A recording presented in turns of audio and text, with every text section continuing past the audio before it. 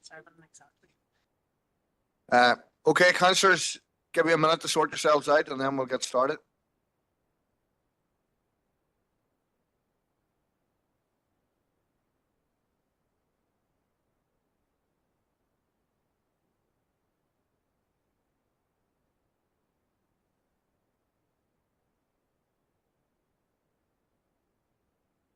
Right. Okay, colleagues, it's 7 o'clock on my computer, so I'm happy to start. So welcome to the council meeting on the 1st of April. I have something here I'm going to read out that's to do with Young Achievers. So councillors, members, I would like to start by mentioning our upcoming Young Achievers event being held this year on Friday the 23rd of May in the Struyle Arts Centre. This event is our opportunity as a council to recognise the great achievements of young people in our district. This year, young people are being selected through a nomination process, which has a closing date of Wednesday the 16th of April. So that's just over 2 weeks away. I would encourage all members to share the social media posts for this event. A new post has just been shared on my page this evening. Please tag your local clubs, groups, schools and others in your post to encourage as many nominations as possible. Just to note, nominations are open to all young people aged 18 and under. Individuals nominated must live in the Fermanagh district, or any team nominated must be located in the Fermanagh district. So we have had quite a few, but I don't want to see anybody missed out. And it's a great way of acknowledging all the young people in the district and some of the fantastic achievements that have been made over the last 12 months. So that's that one out of the way. Next, we go to the Northern Ireland Local Government Awards night. I went up to the Game of Thrones set in Banbridge along with some other councillors, and whilst we were there, our anti-poverty officer Deirdre O'Connor won the Council Employee of the Year for her work on our anti-poverty strategy, which is highly commendable. And anybody who hasn't seen anything to do with that, you should have a look at it. It's an amazing document. And also our data science team had been shortlisted, but for their dashboard, but unfortunately Belfast beat them to it. But they did wind theirs out to all 11 councils, so they had the numbers up on them. But I think it was commendable of our staff that we got to that stage to be nominated, and Deirdre for winning. It was highly commendable in my opinion. So thank you. So now we get down to some proper business. So first item on the agenda is the apologies. So, Sir Coyle. Thanks, Chair. No apologies. You, Debbie. Next we go to Councillor Warrington. Thank you, Chair. Councillor Irvine is joining us online, and an apology for Councillor Crawford. Thank you, Victor. Next we go to Councillor Paul Robinson. Councillor Elliott joining us online after 8 o'clock. So. Okay, thank you. Sorry, come back to Councillor Debbie Coyle. Apologies, Councillor Declan Ricardo. Thank you. Next. So I see all the SDLP, so you're happy enough. Yeah. Eddie. Councillor Eddie Roof. Councillor Donnelly will be joining us later on. He's just stuck at work. Thanks. Yeah, and Councillor Deaton has already joined us online. Hello, Josephine. So thank you for the apologies. So next we go to confirm the minutes of the council meeting held on the 4th of March. So for accuracy first, page 1, page 2, page 3, page 4, page 5, page 6, page 7, page 8, page 9, page 10, page 11, page 12, page 13, page 14, page 15, page 16, page 17, page 18, page 19, page 20, page 21, page 22, page 23, page 24, page 25, and page 26. Councillor Thompson proposing, Councillor Robinson second. Thank you. Next, we go to declarations of interest.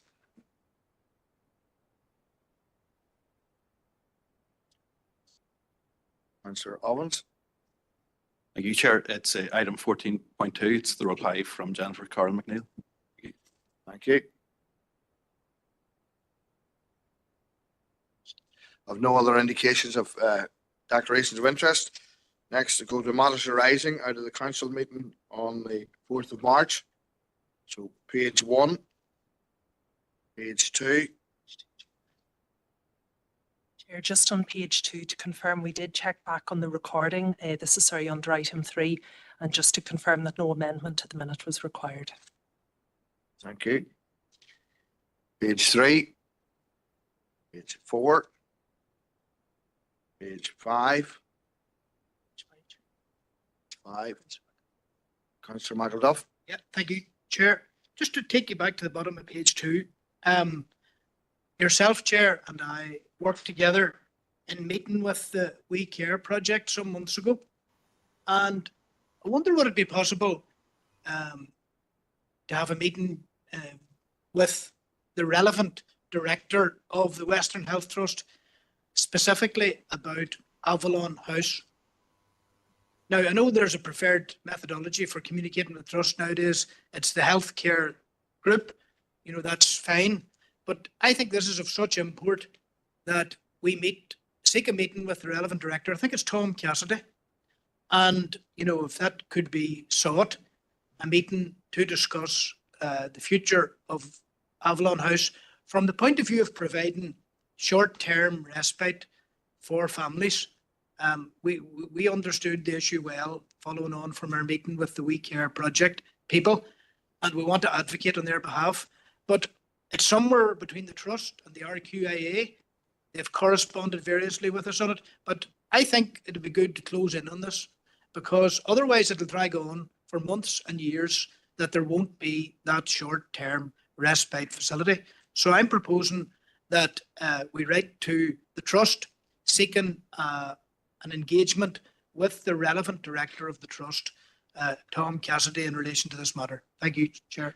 Okay, thank you, Barry. And yes, I'm going to bring in Councillor Deacon first. Sorry, Josephine, go ahead. Yes, thank you, Chair, and thank you, Councillor McElduff, for raising this very important issue again. And of course, I support and second your proposal. Chair, Avalon House really is a magnificent facility. And at the moment, it is, in my view, not serving the function for which it was intended. It was primarily intended for short-term respite provision, as Councillor McElduff has said, but now all the beds are being occupied by children and young people with long-term needs. So, you know, this needs to be addressed, because the community and this special group of children and young people are being significantly disadvantaged. They are having to travel long distances to avail of short-term respite, which is an inconvenience to them and their families, and they are not having that provision as frequently as they should. So I think it's right and proper that we do engage with the Western Trust to see how we can bring this matter forward and allow Avalon House to revert to the level of functioning for which it was originally intended. Thank you, Chair. Okay, thank you. You've all heard the proposal by Councillor McElduff, seconded by Councillor Deacon. Councillor McElduff, I'm going to let you in briefly there. Yep. Grateful for Councillor Deacon's second of the proposal.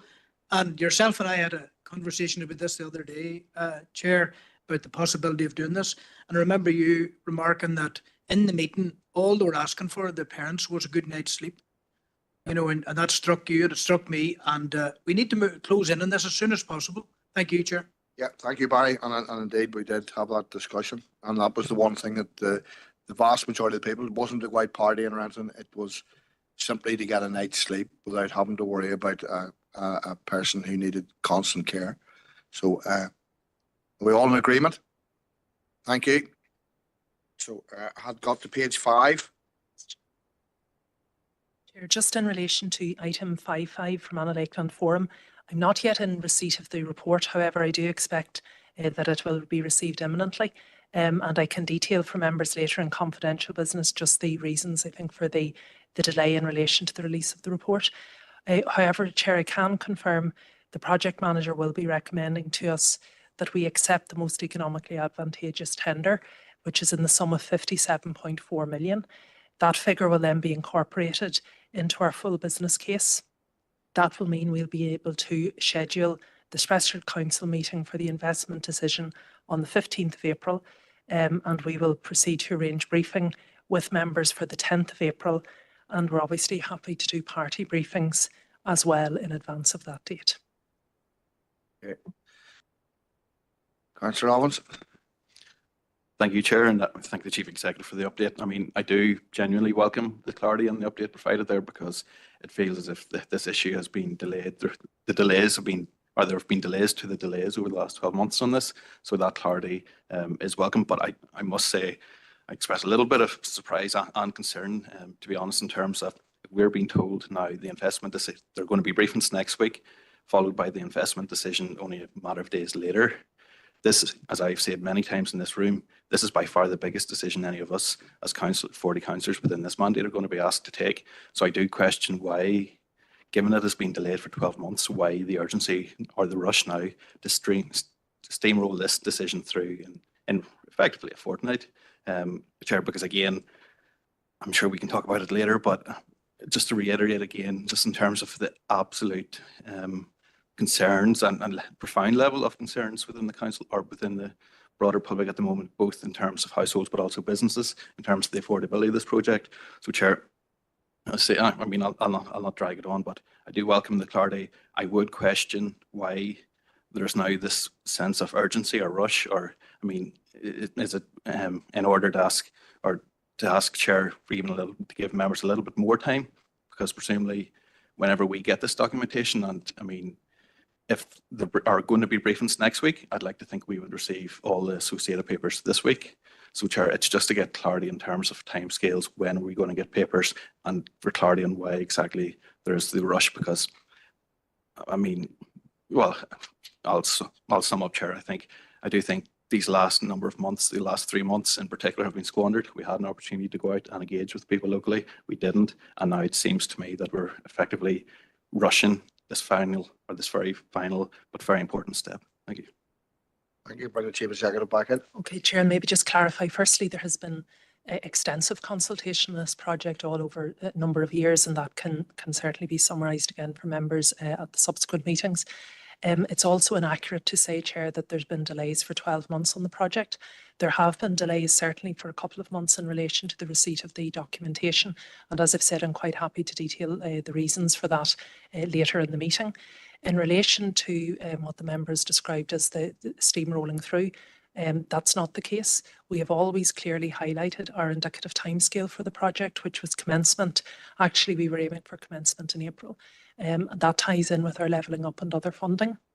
All information that members require to take the decision will be available for them. I'm certainly satisfied of the timescale that we've set out for you. Members have advised us previously they are obviously keen to come to a resolution on this matter, and we will now be able to do so. In terms of the date for the provision of the documentation, Chair, I would anticipate, as I haven't the report yet, I hope to get it tomorrow. We will then input that into the full business case, and we will be making that available to members as soon as we can thereafter. In relation to the briefings, any and all information and any and all questions that members wish to raise will be addressed during that, as they will then be at the Special Council meeting as well. Okay, thank you, Alison. Next to go to Councillor Seamus Green. I suppose maybe members will be surprised, but I suppose I have a lot of sympathy for Councillor Robbins in this particular thing, because I know he works for the Department of Health, and Listonskee Health Centre took 25 years to get through, and I think the Belfast Children's Hospital, I think it's It's at least a generation in the plan, and so I can see why he thinks that this has been steamrolled, like, you know, compared to his own department that he has a say in. It probably does seem steamroll. Okay, Councillor McCann online. Stephen? Yeah, thank you, Chair. And I just want to welcome the dates that's been given tonight for progressing this very important project for Enniskillen and the council as well. Anybody who I've been speaking to are anticipating this brand new leisure facility, which is going to be state of the art, obviously, and nothing like it on the island of Ireland. So it'll be an exciting time for Enniskillen and all the district, and indeed the whole country as well, Chair, and look forward to this progressing through the various stages. Thank you. Okay. So page 6. Chair, on page 6, if I could just draw members' attention to the correspondence received from the Department of Education. This is regarding the RAISE programme, and to advise that the informal meeting that members had requested will take place on the 15th of May at 4:30 p.m. That will be with Claire McClelland, who's the programme director, who has sent the letter, and also with Peter Nixon, who engages at a locality level. So just if members are content, Chair, we'd proceed on that basis. And just to note the correspondence too, please. So looking somebody to propose noting.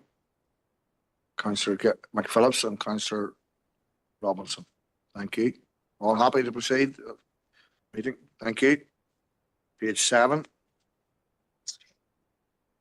Chair, sorry, just on page 7, item 511, we've an update from DFI Rivers, and this is in relation to the informal meeting later this week about the Sillies River. And councillors had asked previously about some other interventions that could be considered around flood alleviation. So they're alluded to by the engineer in the letter and will be detailed further at the meeting. So again, just for noting and to confirm, please, the arrangements, Chair. Okay. We're going to Councillor Ovens. Thank you, Chair. And it's on item 5.10, the issue of waste management. I mean, Chair. Sorry, I'll come back to you on that one then, Mark. I'll close this one off. Councillor Philly. Yeah, just propose the note. Okay, thank you. And Councillor Gannon. Second. Looking forward to the meeting, Chair. Thank you. Thank you. Next. Okay, so Councillor Ovens, back to you for 5.10. Thank you. Yeah, thank you, Chair. Yes, so it's on the issue of the waste management. I mean, Chair, over the last couple of, I'm on this council now 2 years. I've never had or heard as many frustrations or complaints raised with me as I have over the last couple of weeks. And it's on this ongoing issue of the disruption to waste management. I mean, every public meeting, every community event, people are coming up to me and they're complaining about the issue. And it's not just even the number of bins that aren't being lifted and food caddies that aren't being lifted, but it's the sheer frequency at which they're not being lifted.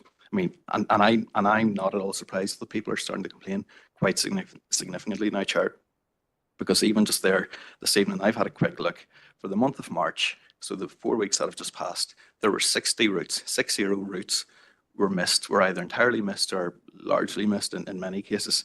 And that's a huge number of households impacted. And I know in parts of Iron West in particular, and I'm thinking people who've contacted me are coming from the Letterbreen area in particular and from the Florence Court area. It's not that just their bins have been missed or the food caddies have been missed once, they've been missed repeatedly. So we now have large numbers of households in parts of our council area who have not had a bin lifted in 4 or 6 weeks' time, or for the length of 4 or 6 weeks. I mean, and that's madness in my opinion, Chair. I mean, coming this week, the week that rates bills are going to start landing through people's doors, that's a really awful service, to be completely honest. And I take on board the point that whilst the majority of bins are still being lifted within time, we need to be alert and we can't avoid the fact or deny the fact that just so many bins and so many roads are being missed. And again, Chair, I've said it lots of times in here, I just want to put on the record again, it is not, and I tell anyone who contacts me about this issue, it is not the fault of the waste management staff and the teams. I mean, I cannot applaud them enough for the work that they do. It is the fault of this council, which I think has adopted a head in the sand approach in terms of there are not sufficient medications in place for whenever people go off on annual leave, whenever people inevitably become sick. Task and finish was used, frankly, in my mind, as an excuse to explain or try to explain away some of these issues. Task and finish is now largely resolved, thankfully, and I'll not get into the details on that. But Chair, on this council 2 years, it seems to me, particularly for the last 4 weeks, the problem has never been as bad as it has been. And every time I raise this, I'm assured, don't worry, we're on it. Things are going to get better. They're evidently not getting better, Chair. And my concern would be now the sheer level of frustration, and so many people are starting to lose confidence in elements of the council, and that's not easy for me to say because I don't like saying that, but it's the reality because everywhere I go, I see, as I say, Chair, people are starting to raise concerns, and my concern is the council failure in relation to waste management is now starting to outweigh all the good work, and we know as councillors lots of the good work that this council does. But until we get a grip of the situation, because frankly, we haven't got a grip of it at the moment, until we get a grip of it, we are rapidly losing the confidence of local ratepayers. And finally, Chair, just very briefly, I've raised it before too, it's this issue of the move to the online household recycling, or the online booking system for the household recycling centres, something that we still have failed to engage properly, if at all, with local people. I do not think it's appropriate, and I know there's a briefing session coming up in a couple of weeks' time perhaps, but every time it's been raised in council, it's largely been under confidential, bar a few references at committee meetings. I know the Chair of the Chief Executive will refute that, but I don't recall it being talked about in an open meeting. Even the decision was taken under closed session. But Chair, I don't think it's appropriate. It's not something I would support. I'm deeply uneasy with it, but particularly at this time, whenever we are failing in such a fundamental and such a basic task, there, please, Mark. it's not appropriate for this council to be introducing such a new policy. Thank you. Okay, Councillor Barton. Thank you very much. I must concur with quite a lot that my colleague has said there in relation to the waste management, brown bins especially. I've had complaints all week about 6 weeks now without, or 6 weeks 3 times without brown bins being emptied. And quite frankly, people are fed up. What do they do with their brown bins? Where are they tipping them?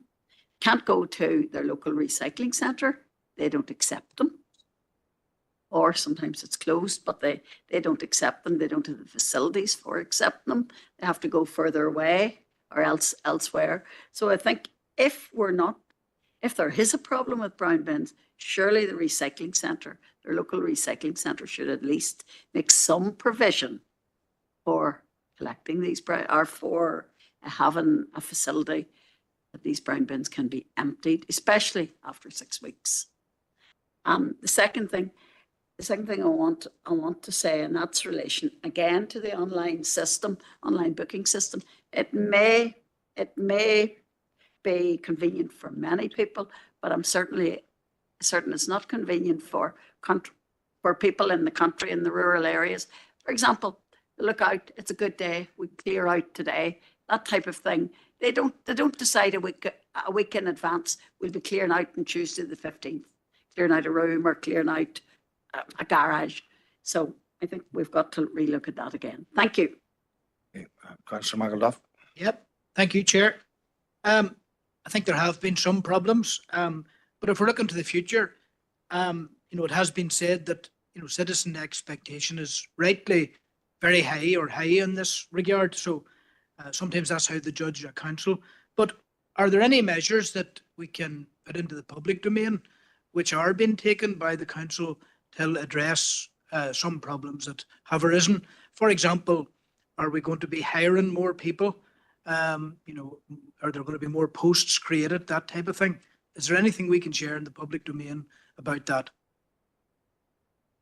Okay, I'm going to let the Executive come in on that. Yeah, Chair, I'll certainly just comment maybe on a couple of the wider matters, and I'll respond and let my colleague John Hughes respond to detail. I suppose, firstly, I don't think we've heard an entirely accurate characterisation of the situation thus far.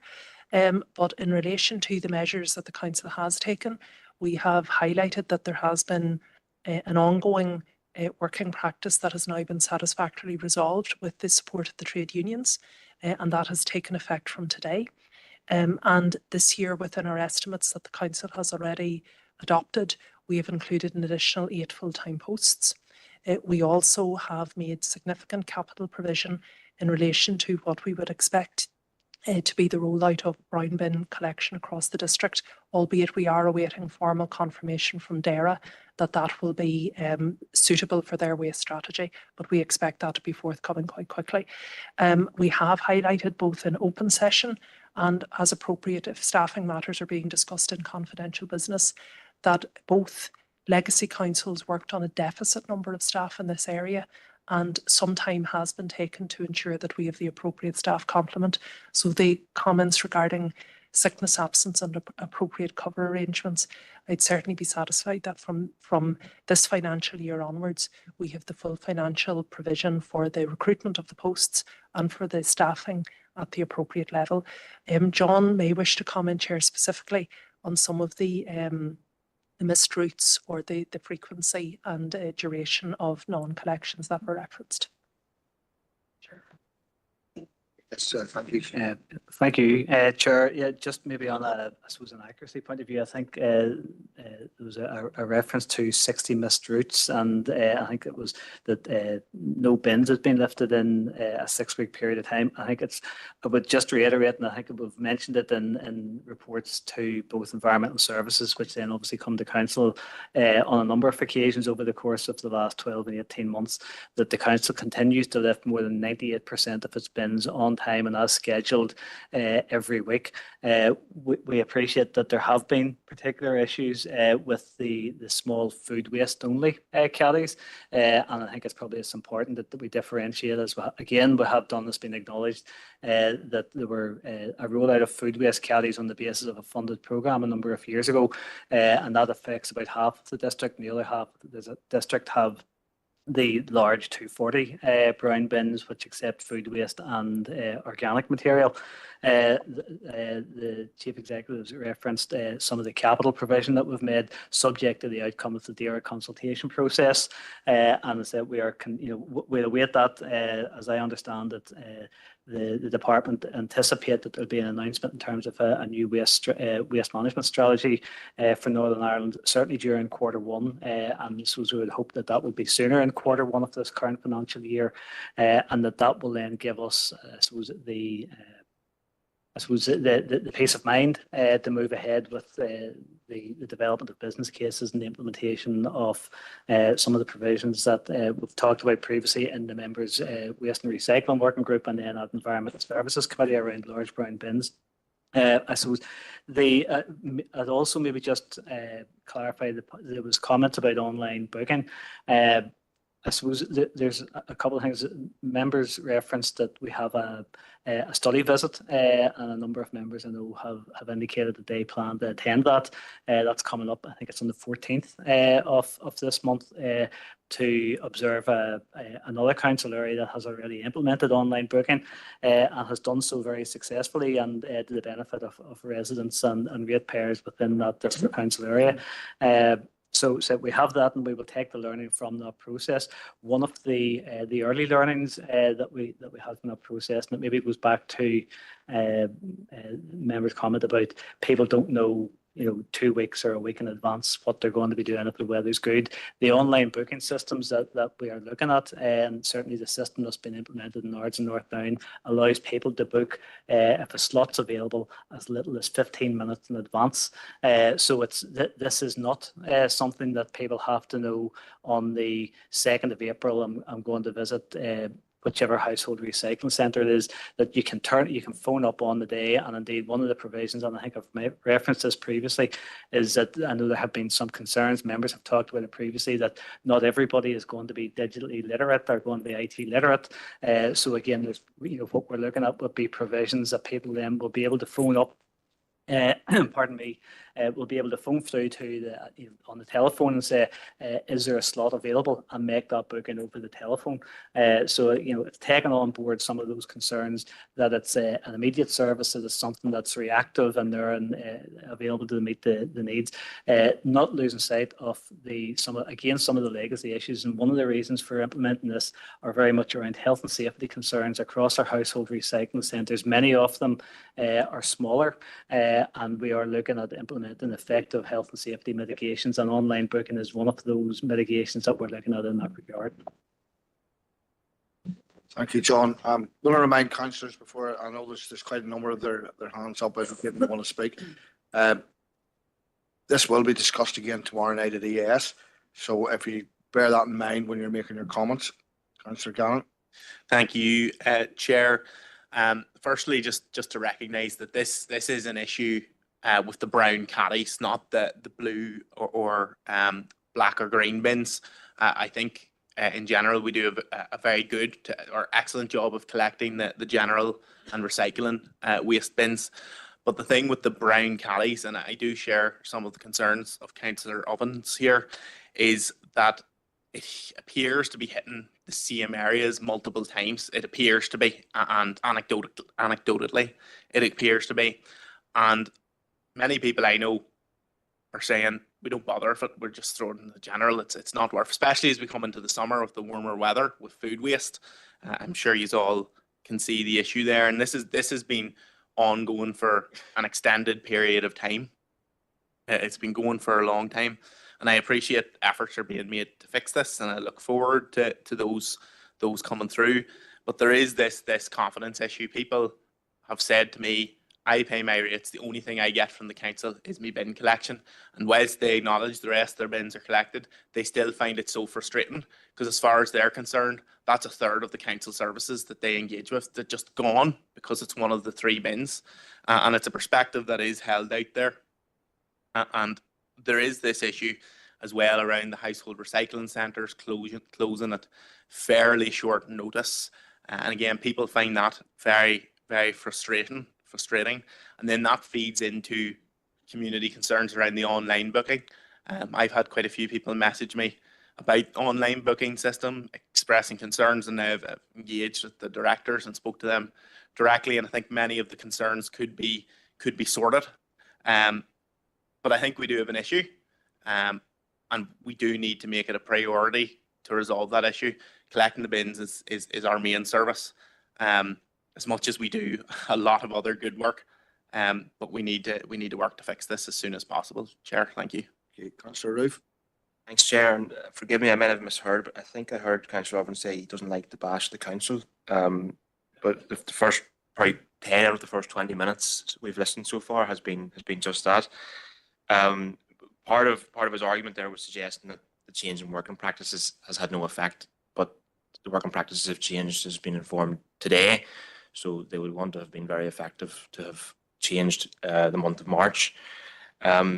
But we do have responsibilities as councillors to inform our residents, not just enable their anger. You know, I've had plenty of complaints too, phone calls and emails of the exact same thing, the exact same areas. And once they're explained to the reasons behind it and what's being done about it, there's a lot more understanding of the process and a bit more patience. And I think that's important for us as councillors to put that across. But having said that, I do still have concerns. There's no doubt that it's not the standard we want it to be at. And with the change in working practices coming through now this month, I will be more critical in the coming months if there isn't an improvement. I would like to see that in the coming months, the next 3-4 months. But you know, we need to get to a standard where it's more than 90-something%. It needs to be up to 98-99%. That's what we're aiming for. It's what people expect. And I hope to see with the change in working practices that we achieve that. Thank you. Okay, Councillor John Ferry. Thank you, Chair. I just want to highlight the fact that the perception that is being created by certain members of the public that council isn't offering the services is because of a number of councillors keep trying to get negative headlines in newspapers. And for a councillor to come in and talk about having to pre-book 14 days in advance if you were clearing out, you don't want to be clear. You know, she mentioned 15th of April, today's the 1st of April. If you were reading your papers, you'd know that you could book up to 15 minutes and give misinformation to our residents to try to get a cheap headline. It's simply not good enough. Thank you. Councillor Warrington. Thank you, Chair. First of all, I don't accept that the small food caddies aren't included in the statistics which the officer gave us of the 98%. At the end of the day, we've been given these brown caddies to serve a purpose to dump our food into and have them collected along with the other bins on a 2-week basis. So to exclude them from any stats that we're getting, I think can be misleading as well, to not only to us but to the public. We have been given these to obviously to dump our food in, and if they're sitting, which we're hearing stories that they've been sitting, some of them for 6 weeks, they're not fit for purpose then, because at the end of the day, if you put food into a bin and leave it for any period of time, especially now as the weather gets warmer, there's going to be all sorts of outcomes with smell, with maggots, with everything, unless we take up fishing, and a good way to collect maggots maybe. But certainly we want to do the thing correctly, and to exclude them brown caddies from our statistics is wrong. And just one final point is, I think to give a comparison between Ards and North Down and rural FODC is not correct either. Two completely different areas, and we need to certainly take that into account. Thank you, Chair. Okay. Councillor Coyle. Thanks, Chair. Just a couple of comments. Just to say, anybody that I know who lives in an area where there's a booking system, it works perfectly well. And you know, that I've never heard anybody complaining, either the people that are using it or the workers that are working there. But just on this 6 weeks of having no bins emptied, I haven't come across anybody that hasn't had a bin emptied for 6 weeks. And I'm just wondering if John, tomorrow night's meeting, if you are aware of any, if you could maybe bring a report on that, if there is any areas that haven't had bins collected for 6 weeks, and if there's an increase maybe in complaints from the public, because I'm certainly not getting phone calls every day or every week. I get it, if I go out knocking doors, you might get the odd comments, but they're certainly not ringing me every day or every week about it. So it would just be interesting, has there been an increase in complaints to the council yourselves, and what areas they're in, and maybe if that's brought at tomorrow night's meeting, maybe, please. Thank you. Councillor Green. Thank you, Chair. And I must say, I have, over the last 6 months, had probably 3 or 4 people contact me, and as Councillor Roof said, when the thing was explained, they were quite content with it. All I can, and you know me, I try to give as best advice as I can, but it would seem that there's a problem with Ulster Unionist councillors. People doesn't seem to be happy with them and are complaining all the time to them. So I suppose at the next election, people need to make up their mind. Do they really want these people, you know, that's not able to keep them happy? Bringing in the Chief Executive. John has come to. Oh, John, Councillor, or Director John Neave. Thank you, Chair. Sorry, Chair, just it was to confirm that the statistics, those figures that I referred to earlier, do include the missed caddies. The council lifts about 3.6 million containers every year. So the 1.5, so 1.8% of missed containers, they are 80% of those have been the missed caddies. So that is those statistics are valid, and it's content with the accuracy of those. Okay, thank you. I was going to move on. Councillor McElduff, you were in. I started this, Hanlon. Yeah. Okay, no, I didn't really. But just to say, and it is with regret, it does appear to be a section of one of the political groupings here who want to characterise this council as failing, as dysfunctional when it's not failing, when it's not dysfunctional. It seems to be a deliberate political strategy on the part of a small number of councillors, whether it's Fermanagh Lakeland Forum, waste management. My advice is try to catch people doing something right. So there's a small section of councillors who want to publicly characterise this council as failing and as dysfunctional, when it is far from those two descriptions. Thank you. So page 8. Yes, Chair, just on page 8, a couple of items. Firstly, Chair, the Council has agreed to accept the invitation to meet with the Minister for Infrastructure. This is regarding the Omagh flood alleviation proposals, and that will take place on Wednesday, the 28th of May at 3 p.m. in James House, Belfast. So it will be just to seek nominations for that, as we need just to arrange for the briefings and the details, if members would be in a position to confirm, please. It might be, Chair, the Omagh DEA reps might be most suitable together, if you'd be available yourself, Chair, maybe to lead that delegation? Thanks, Robinson. Councillor Robinson. Councillor Robinson. Councillor Thompson's going.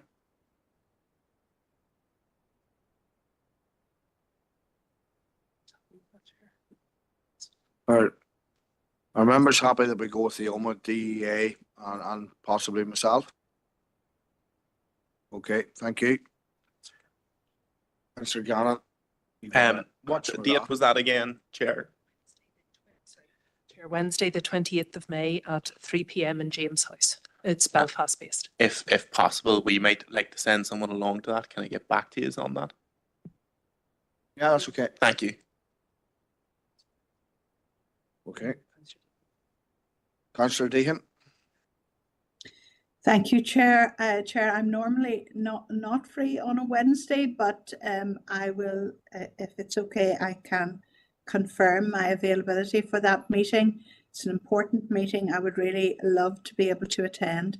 So if it's okay, I'll confirm my availability at a later time, Chair. Thank you. Okay, thank you. Chair, also on that page, just item 513, we have a response from Royal Mail. This was in relation to the Council's correspondence about concerns about the disruption to deliveries and the prioritisation of parcels, which does appear actually to be evidenced in the letter. We had also asked for a breakdown of the statistics for the last 5 years from the district, and that isn't included in the letter. We've gone back just to ask for that again, and we've no further response, Chair. Okay, so I'm looking at a proposer and a seconder.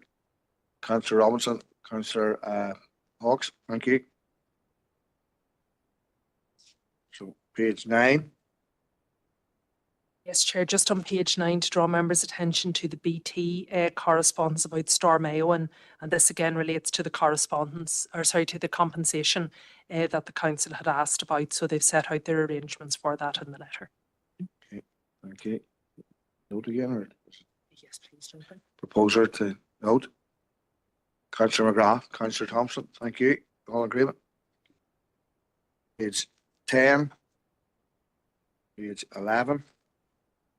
Page 12, page 13, page 14. Chair, on page 14, we've received a letter from the Director of ISCA in the Clinton Centre in relation to the Council's correspondence. So I think, Chair, there might be some misunderstanding. Members will recall that the Council had agreed that we would convene a meeting between the relevant parties, which was for ISCA, Fermanagh University Partnership Board, and the Diocesan Trust, St Michael's Diocesan Trust.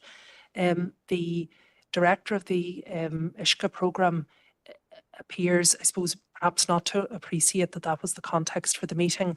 I did clarify with them as well in relation to the media reporting. I don't think he appreciated that our meetings are streamed and that there would be press regularly in attendance.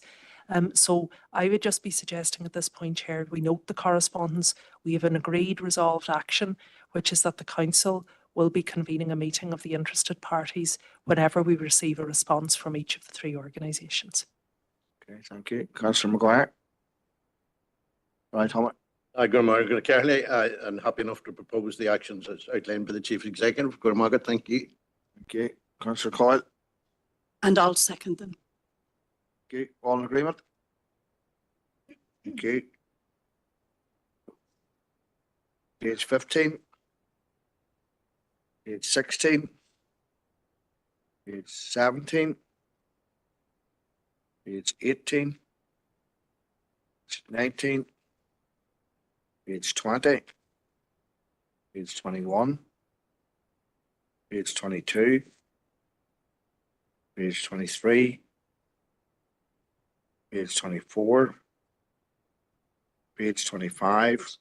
Just on page 25, Chair, we've received a response today from the Minister of Education. Sorry, this is in relation to item 20.2 in relation to increased childcare costs. So the Minister has just set out within the letter, and it's your other correspondence, item 2, has set out within the letter the Department's responsibilities, but also notes that the Department has no role in relation to the regulation of childcare costs, but he is seeking to try and at least review where the various arrangements are at the moment. And that will be, it's a current project on which the department has embarked. So really just for noting, Chair. Thank you. So, Councillor McElduff. Yep. On page 25, reference there till the Irish vocabulary workshop. Okay, I'll come back to you, Barry, on that. Councillors, To close okay. off at 20.2 first of Okay. all. Gert Guer. So I'm looking to propose Councillor Buchanan. Thank you, Chair. We welcome this letter around the childcare. It's very important to working parents, so I'm happy to propose that. Is that what we're on, that piece of correspondence that's from the what we're on, education? Yeah, for noting. I'm looking to second for that. Councillor Barton. Thank you. Okay, next, go back to Councillor McElduff. There we go. Just on 20.3, I had spoken about Seachtain na Gaeilge, and there's a reference then to an Irish vocabulary workshop for councillors. Just to say that there is a lot of expectation on the part of citizens out there that this public body, as it does, will continue to support the Irish language, and they want it to be visible and they want it to be audible. So, Coram Falcha Riv and Ciardlan Shaw, I welcome the fact that we had that workshop. And then in the midst of all of this, for example, the local Gaelscoil Erinomi, Gaelscoil na Gran have qualified for All Ireland Drama Finals in Mullingar again. And other good things are happening. You keep hearing about a group in Erne East, Tus Nua. You keep hearing about Sru na Heranya. You keep hearing about Pobble, Erinomi, and very many other groups. So, Mata Gaeilge Agat, when Usajas, if you have Irish, speak it. And it's something that we should become increasingly used to as part of cultural expression and cultural tolerance. Shin Mamage, Gora Mayagat, Akahirdi. Okay, Councillor Campbell. Carmiagat Caherly, well, Bawilum, Ara, Guru, and Session Erlina, Le Fiona Cruden, into Samuel. Into Mai. I thought the session with Fiona Cruden was very, very interesting. It was useful, and Fiona did commit to creating a recording that you could share with councillors as well and making that available online. So I think that's important as well, because we all can do with as much help as we can with pronunciation. So we look forward to that. I think it might be the autumn time before it's ready, but it's certainly something that she's committed to, Fiona, and just to record my appreciation to Fiona for facilitating the online session. Thank you. Page 26. Okay, thank you. Next we go to item 2. We don't. Yeah. So.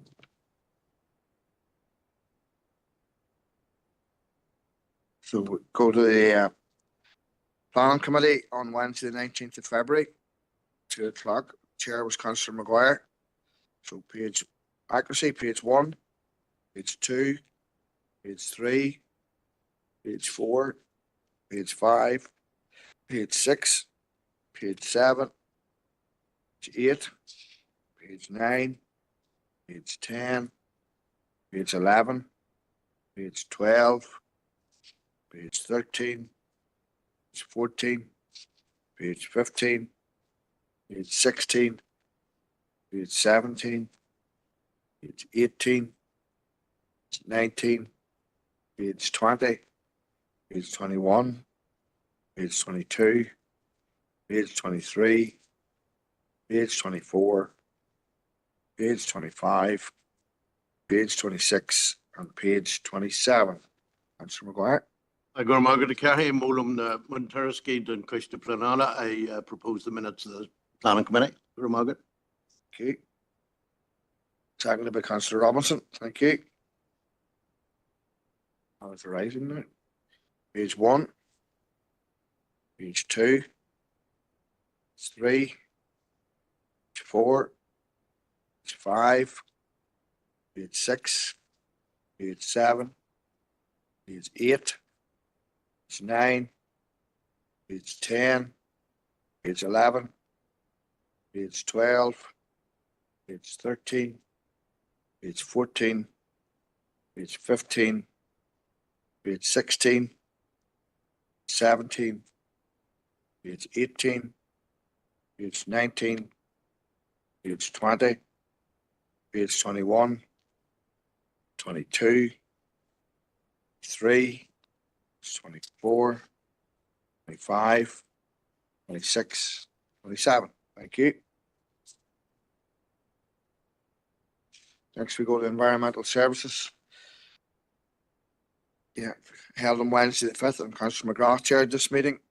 So page 1, page 2, page 3, page 4, page 5, 6, page 7, page 8, and that was for accuracy, sorry. Apologies, councillors. Councillor McGrath proposing, Councillor Hawks seconding. Go through for matters arising. Page 1, page 2, page 3, page 4, page 5, page 6, page 7, page 8. Thank you. Next, we have the Regeneration and Community Committee held on Tuesday the 11th, and that was chaired by Councillor Stephen Donnelly. So, I don't see him online yet. No. Okay, so page 1, for accuracy again, page 1, page 2, page 3, page 4, page 5, page 6. Councillor Buchanan, seconded by Councillor Thompson. Page matters rising, page 1. Chair, just in relation to page 1, we were asked regarding the seating arrangements. So it's really just to confirm to members. So my interpretation is that this is to allow really flexibility for groups to sit within their grouping as opposed to at the assigned seats. So we can certainly accommodate flexibility across the chamber, or sorry, within the areas in which the various groupings sit. It would be helpful for us to know in advance of the committee meetings who may be attending remotely, because we take a working assumption that everyone will be here in person, and you'll know your seat is linked just to the computer for your mic and your vote. So it's not, we can amend it on the evening if needed, but we can certainly allow whatever flexibility so people can sit really where they wish. But it would be helpful for us to know those who might not be attending in person, and we would then accommodate that accordingly. Okay, thank you, Chief Executive. Councillor Warrington. It's actually on the next page, Chair. Okay, thank you. So page 1, page 2. Victor. Chair, I had some inquiries the last RNC meeting, which I was waiting for the officer to come back to me. Certainly that hasn't happened yet. And I did have a couple of supplementaries to that. So I think the best thing to do, I'll send you an email tomorrow with the supplementaries. So thank you. Thank you, Victor. Page 3, page 4, page 5, page 4. Councillor Michael Duff. Yeah, just taking you back to page 3, economic development update. But then I'm thinking that maybe it's properly thrashed out at the RNC committee. You know, some suggestions around us studying the business support grant that is available in the south, but we discussed it in the economic development and inward investment working group. So I presume that'll come up at RNC, but it's the strength of that New Frontiers, I think it's called, support grant. It's a game changer for businesses, small businesses, but I expect to hear about that, I think, at the RNC meeting. The more I think about it. Thank you, Chair. Yeah. Okay, Sinead's gonna. So Thank you, Chair. Sinead, just to confirm, Councillor McElduff, that the intention would be to, I suppose, report back for RNC next week, just on the update for the working group. But then we would probably get into further detail on the New Frontiers programme at the next working group. Yeah, thank you. So page 4, page 5, page 6. Okay. Next we go to Policy and Resources Committee, Wednesday the 12th, and that was chaired by Councillor Warrington. Accuracy, page 1, page 2, page 3, page 4, Page 5, page 6. Proposed by Councillor Warrington, seconded by Councillor Hawks. Thank you. Next we go through for matters arising, page 1, page 2, page 3, page 4, page 5, page 6. Okay. Next we go to agenda item 13, and that is the call-in decision. Thank you, Chair. So I just refer members to paper F, which has been circulated in advance of the meeting. So in summary, Chair, this sets out the decision that was taken at the Council last month in relation to the adoption of the minutes of the February Environmental Services Committee meeting, one element of which included the implementation of a new tariff on 3 council-owned off-street car parks. So I received on the 12th of May a written request to call in the decision. A copy of that request and then the correspondence that I issued to members is appended to the report. It's a valid call-in, and in accordance with standing orders, the matter has been referred now to the Council for further consideration. In terms of process, the members who submitted the call-in or a member on their behalf shall be invited to address the meeting and shall have voting rights. So just to remind members, there are essentially 3 options available to the Council: to refer the decision for further consideration by a committee where the subject matter of that decision falls within the remit of the committee. So in our case, that's Environmental Services, to support the decision or to overturn the decision. Thanks, Chair. Okay. Thank you. Councillor Barton. Thank you very much. Thank you. And Alison, I'm not going to take up our chair. I'm not going to take up a lot of the meeting's time tonight. I don't intend doing that. But the reason for the call-in, I think when we looked through paper F, for example, in relation to the tariffs, implementation of tariff TL4, there was no clear evidence there that these increases would be of any financial gain to the council or very little financial gain, and therefore that was the reason for the call-in, that we didn't support the change that was proposed. Thank you. Okay. So you want it referred back then? Yes, referred back, please. Okay, thank you. So you've heard those who have nominated the call-in, wishing the decision referred back for consideration. Councillor Maguire. Poor Margaret McCarthy. Strange enough, some constituents were in touch with me about this issue, and the point they were making was, why were they paying 40 and 50p an hour up the town when it was 40p an hour for 3 hours or something similar to that for so long? It was the nonsense of having this inequitable arrangement in certain car parks in Enniskillen. So I'm quite happy with the decision that the committee made, and I propose that we adopt the position of or the proposal from the committee. Margaret. Okay, thank you. Councillor Brown. Yeah, thanks, Chair. I'm just going to come in. I'm going to second that we'll go with the proposal there. I don't recognise this accusation at all, that we were not informed and we didn't have all the information at the Environmental Services. We were given a very, very extensive briefing by the director. We heard the rationale for this decision goes back to a report done in 2018. We heard that there was extensive consultations at the time. It's either a proposal or. Okay, well then I propose that it's okay, thank you. All right. So I've had 2 proposals, Adam. If you have any questions for officers, other than that, it's not up for debate.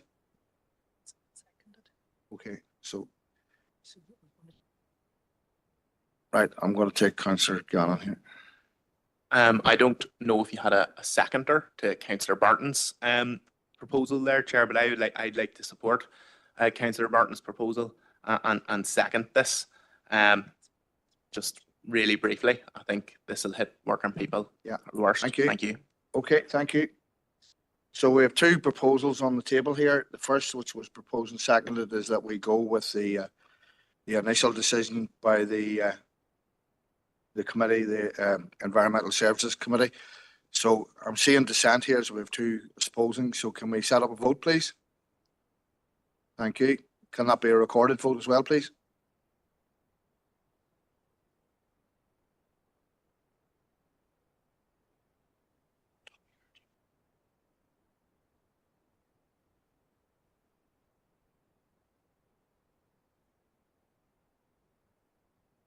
Yeah. Yes, Councillor Maguire's was the first proposal. So this is that the council goes with the original decision by the Environmental Services to adopt the recommendations of the officer. Yeah. All right, there we go now.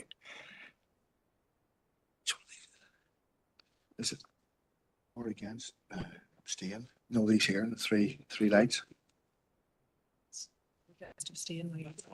You missed one.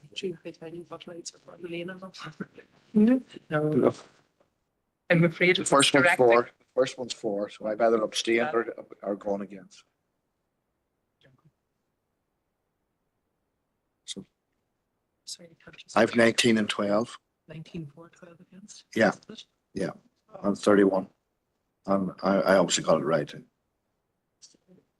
Online we have 3 and 2 against. So that's still 19, 12. Yeah. 3, 4, 2 against. Yeah. Okay, so is that just make sure it's finished. Yeah. Okay. So 22 against. Okay. Okay. So we have 22 for and 14 against. So we go with the officer's recommendations. Thank you.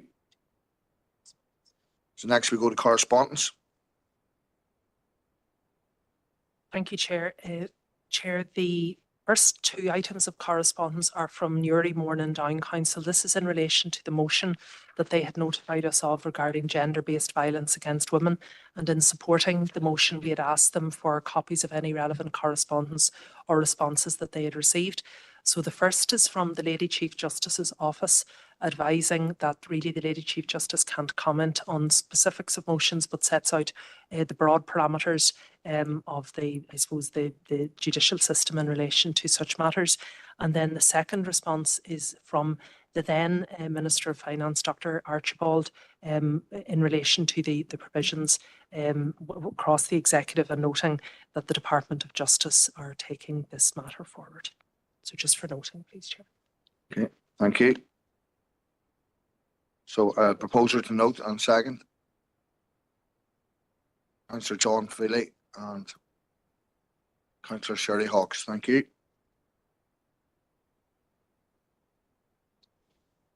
Chair, the next item of correspondence is from the Minister of Health, Jennifer Carroll McNeil, who has responded in relation to the Council's concerns about the removal of the cross-border health funding and interventions. So the Minister has advised just that this was something that was managed here by SPPG. She notes that we've already brought the matter to the attention of the Department of Health here, and also then that her colleagues or her own officials have brought this to their counterparts in Northern Ireland as well. Just to advise, Chair, we had also asked both ministers in the letters to include this on a future sectoral meeting on health for the North-South Ministerial Council. Now we haven't, that isn't explicitly referenced in the response, but I'm assuming that's something we can continue to monitor. Okay. Councillor McElduff. Thank you, Chair. Would be keen to get that letter back from the Northern Health Minister, from Mike Nesbitt, obviously. And it's a real important issue. Just the other day in the street, a couple approached me. They'd be from outside this district. They're from the Auchnacloy area. And they wanted to speak to me in the street. And the issue was, when will the reimbursement scheme be reinitiated? And the gentleman whom I knew, it's to do with his hip, it's to do with his mobility. And I said it's very timely that you raise this with me in the street, because at local government level, at council level, we're engaging both health ministers on that very subject, and I promised them feedback from tonight's meeting and from that correspondence. But to add to that, I would need to hear from, and we would need to hear from Mike Nesbitt, because this is an issue that could be advanced quickly, that could be resolved quickly. And that's why we're asking both departments, North and South, to table it at the North-South Ministerial Council when it meets next in health sectoral format. Thank you, Chair. Okay, thank you. You're content to note, Barry? Thank you. Councillor Warrington? Thank you, Chair. Well, obviously, the North-South health arrangement with patients being able to go down south was very good. It enabled people who had been waiting for long periods of time in Northern Ireland for hip replacements and knee replacements to be able to go down there and get them done. And in fact, my own mother-in-law was one of them, and it was working out very, very well. I think it's fair to say that it was a wish that this was continued when the executive resumed again, but unfortunately, the request for the money that was needed to supplement it was not available. So I don't think it's a case that nobody wants this service here. It's back to the same old Jerry. There was no money for it. So I think that's important to remember. Thank you. Okay. Thank you.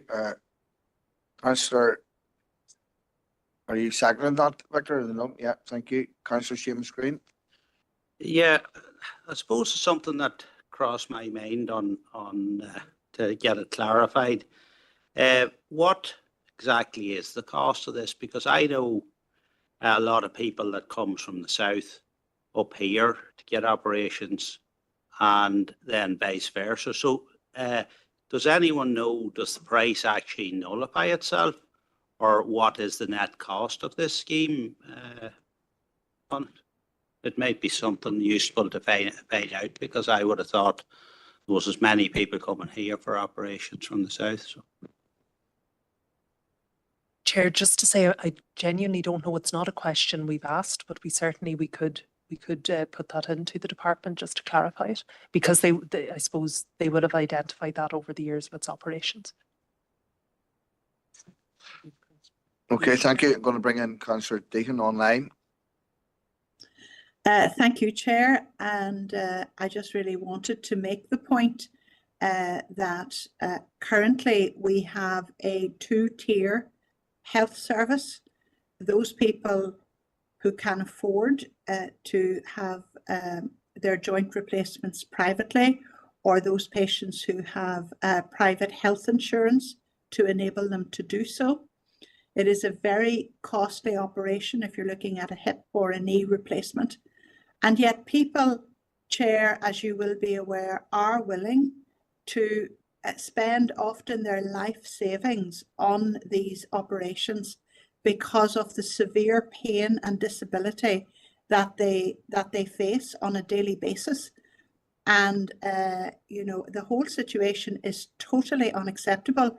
Now, I do know that there were some waiting list initiatives, and Minister Nesbitt has assured us that one of his priorities will be to tackle the waiting list. And we saw in the past the Southwest Acute Hospital being used for provision of orthopaedic surgery as part of waiting list initiative.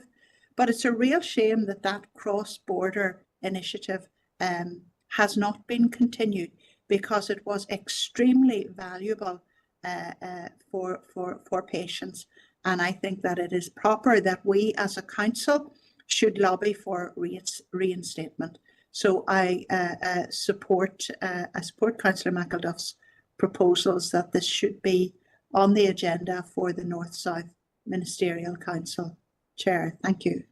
Okay. Are you happy to second Seamus's, or do you want to leave it for somebody else? Yes, no, I will second Seamus's okay, thank you. Proposal, Chair. Thank you. Councillor Eddie Roof.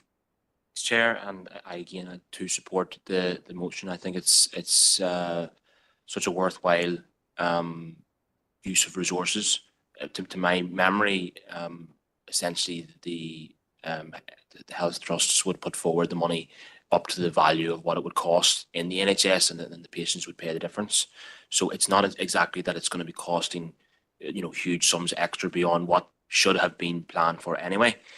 But that also doesn't take into account the countless number of A&E visits for those people who are in severe pain, their contacts with GP surgeries, the medication that they have to take to alleviate that pain whilst they are waiting on that operation. There are an enormous amount of costs to those people and the sickness that they have from being unable to work. Okay, there are a huge amount of money wasted on those patients waiting on these operations. It is money well spent. It will be well used, and those people would have a far better quality of life if we can get them off waiting lists, and would improve access to GP services for everybody else at the same time. Thank you. Okay, thank you. We're all happy with the proposing to note, and then with Seamus' proposal to find out what the balance of the cost is. Is that great? Okay, thank you. So next we go on to. Yes, Chair, we then have two items of correspondence from the Police Service Northern Ireland. The first is in relation to autism awareness training. So the council had written to the PSNI just requesting what arrangements they had in place, and that's set out within the response. And then the second letter, Chair, is in relation to our queries in relation to Lisnaskea Police Station. And this was really in the context of the other works that are going on in the vicinity, and maybe the potential for some wider regeneration within Lisnaskea, and the response is set out. And just worth noting in the final paragraph that Lisnaskea Station site is being considered as part of the wider strategic estate review, and they will link in our own thoughts regarding regeneration opportunities and positive benefits as part of that process. Service-wide strategic review, that usually means they're closing something, but Councillor O'Reilly. Thank you, Chair. And I'm delighted that we have got an answer back here in a somewhat positive vein, that there is a review. It would be, I suppose, even better if we had an understanding of the timescale that review is going to take, and when we might see a definitive answer as to what is going to be done with the Lisnaskea police station to bring it either in to a modern day station or whatever the situation is going to be. I would propose, Chair, that we would write back just to see if we can push for an understanding of a time scale of when that decision might be forthcoming. Okay, thank you, Councillor O'Reilly. Councillor Thompson. Yeah, thanks very much, Chair. I'll speak to the first piece of correspondence, is the autism awareness training, and the letter come back from the PSNI. I formally proposed to note it first, and I think it's a very welcome reply that we've got there, the couple of paragraphs that is in it, and happy to propose to note, Chair. Thank you. Just the first one? Yeah, just the first one. Okay. Councillor Hayes. I just wanted to come in to second Councillor O'Reilly's proposal to write back and ask them if there's an idea of the timescale of that review. Just Okay, to second and the that. noting of the letter. Oh, yeah, I'll note the letter, yeah. Okay. Second and note of the letter, sorry. Simply the noting of the letter. And you're noting the letter, yeah. Both letters? Aaron is noted the second one, so I think the lead is second. Second Yeah, both, yeah. yeah. Okay, thank you. So you heard the proposal to note the two letters, and then a proposal that we write back seeking further clarification on a time scale on when the review would be completed. Okay, thank you. Thank you, Chair. Chair, the next item of correspondence is from Derry City and Strabane District Council. It's really been superseded at this stage, as it was calling for a boycott for Irish politicians who were visiting the White House on St. Patrick's Day. So just suggesting that the correspondence is noted. Proposal to note. Councillor Brown. Yeah, just happy to propose to note the correspondence. Thank you. Okay, seconder. Councillor McColgan. Thank you, Marty. Chair, the next item of correspondence is from Intertrade Ireland. So just to confirm, Chair, They're proposing Monday, the 12th of May at 4:30 p.m. in the town hall and also by WebEx for the meeting with members. And that will be attended by Margaret Harty, who's the Chief Executive, and also Colin McCabery, who's the Trade Director. So if members are content, we'll proceed on that basis. Okay. Proposer and a seconder, Councillor Anne-Marie McDonnelly and Councillor Bernard McGrath. Thank you. All in agreement? Thank you. And if Lastly, Chair, we just have one item of other correspondence that hasn't been dealt with, and that came on the 27th of March, and that's just an update from the Director in the Department for Communities regarding the Minister's determination of the update on the review of the roles and responsibilities of councillors. So the details set out within the letter, Chair, on the website is the full review and the Department's response to each of the recommendations. So just suggesting that this is noted. Thank you. so looking proposer to note. Councillor John Philly, seconder, Councillor Shirley Hawkes. Thank you. So that's the correspondence. Now the delegation of council powers. Chair, it's for the report on consultations, and the reason for the request is it's time bound. The deadline for submission is in advance of the next council meeting. That's for tomorrow evening, and the papers have been shared. Okay. So I need a proposer and a seconder. Councillor McColgan and Councillor Maguire. Thank you.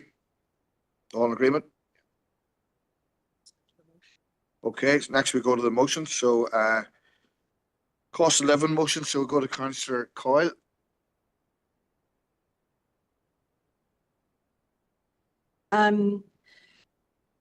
Thanks, Chair. The cost of living crisis, as it says in the motion, has a deep impact on so many families, workers, and some of our most vulnerable citizens. And to fix this, British government have decided to attack the most vulnerable of those who live with disabilities and already struggling every day by cutting, slashing personal independent payments, PIP, and the health element of universal credit. The Labour Party seem to think that by cutting people's disability benefits, they'll be able and will be more likely to get back into or to start work. I, like so many, are trying to get our heads around this and just to understand what this means. Because PIP is not a work-related benefit. You can work and receive this benefit.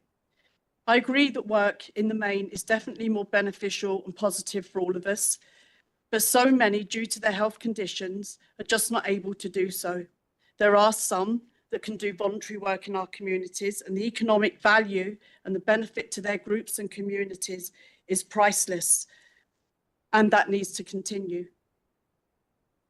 To get PIP, GPs, consultants, mental health, nurses, other health professionals have to confirm your personal and mobility needs. For example, whether you can prepare food, whether you need help eating, your toilet needs, washing, dressing, communicating, socialising, and your mobilisation.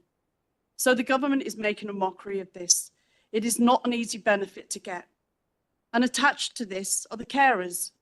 You can care for somebody who is sick, but you can only receive carers allowance if the person is in receipt of PIP or DLA if you're still on the old benefit.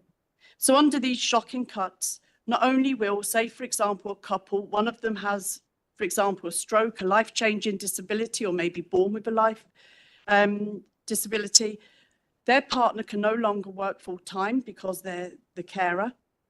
They have to care a minimum of 35 hours to receive carers allowance, which is £81.90 today, which is equal to £2.34p an hour. The national living wage today has gone up a little bit to £12.21 an hour for over 21. So carers are just not respected. They're looking after our most vulnerable people. The work that they do is so valuable, and they're just continually ignored. After their 35 hours of caring, they can work and they can bring home, but no more than £151 after tax. And these are shocking figures. And if the PIP is lost, the carer's allowance is lost. And this British government are expecting us to believe that they have a pile of new appropriate jobs for these people in place for when they lose their benefits. It's an absolute disgrace. Universal credit has two health elements. The lower one, there has no financial benefits to it at all, and the higher one does. And again, medical professionals have to support these claims, and it isn't an easy benefit to get. We know that there are a higher number of claimants here in the north, not surprisingly, because so many have suffered and were affected in different ways throughout and since the conflict, especially in terms of mental health issues. So our people will suffer more than any other area, and that's why we want our council to contact the British government direct, outlining our total opposition and calling for them to reverse their decision. Thanks, Chair. Next we go to Councillor Brown. Thank you, Chair. I want to start off just by offering solidarity to all those people in our district who are living with disabilities. The public backlash to these cuts speaks for itself. There's a huge amount of fear and concern about what these cuts will mean for some of the most vulnerable people in our society. There's also a huge amount of shock, as many people thought that with the removal of the Tories from power last year, we had seen the end of Tory austerity. But if anything, this Labour government seemed desperate to prove that they can be just as cruel, if not even more so, than the Tories they replaced. Sinn Féin has made it clear that we regard these cuts as cynical, shocking and a disgraceful attack on the most vulnerable people in our society who need and deserve our support. The British government has attempted to spin these cuts to be about supporting people with disabilities back into work. But I think we need to be absolutely clear. These cuts are about balancing the books. The British economy is tanking because of Brexit, and it's no longer able to sustain the current levels of public services with the current tax base. But politics is about choices, and the British government knows there are other choices it could make to avoid these cuts. The British government could have chosen to end tax increases on the super rich, but instead they shamefully chose to punish the sick and disabled, whilst also spending vast sums of money on weapons of war. Whilst there remains so much uncertainty about who will be affected by these cuts and in what way, we know one thing for certain: the North will be disproportionately affected by these cuts. The share of the population here who are entitled to disability benefits is much higher in Britain, and that's because we're in a post-conflict society. There are many people here still carrying the wounds, both physical and mental, from our recent past. We've got a failing health service. There are people languishing on waiting lists for years and years on end without any treatment for their illnesses. People living with disabilities here are more likely to be in poverty. Statistics show that 38% of people living in households that includes a disabled person are living in poverty. All parties must stand against these shameful cuts. We have seen British governments U-turn on things in the past, and it's entirely possible that given the weight of opposition, including amongst many Labour MPs, that they can be forced into abandoning these cuts. The British government must U-turn, and they must turn away from the failed ideology of austerity, and instead they should invest in our people and in our communities. Sinn Féin will continue to press for proper funding for public services and to protect the sick and vulnerable, whilst making the case for constitutional change on this island, where decisions can be made by and in the best interests of the people who live here. Thank you, Chair. Okay, just on the 3 minutes. Next we go to Councillor Adam Gannon. Thank you, Chair. The SDLP strongly oppose the Labour government's proposed changes to welfare, which are targeting the sick and disabled. This is a cruel, short-term measure that will ultimately fail in its aims. People in the North will be disproportionately impacted by this due to higher levels of disability and ill health as a legacy of conflict, political inaction, and historic underfunding by the UK government. The SDLP have always stood up for the most vulnerable in our society, And we voted against welfare reform when the Tories introduced it, unlike some other parties which supported its implementation here. And when welfare reform and certain parties in this chamber voted for its introduction, at the time we warned them that this would open the door to more punitive reforms such as this, and they didn't listen. Around a fifth of the population in the north reports long-term health problems or disability. So it's without a doubt that we will be disproportionately impacted by these changes. We do recognise that these changes have been brought in over the heads of elected representatives here, but I want to remind the executive parties that welfare is a devolved matter.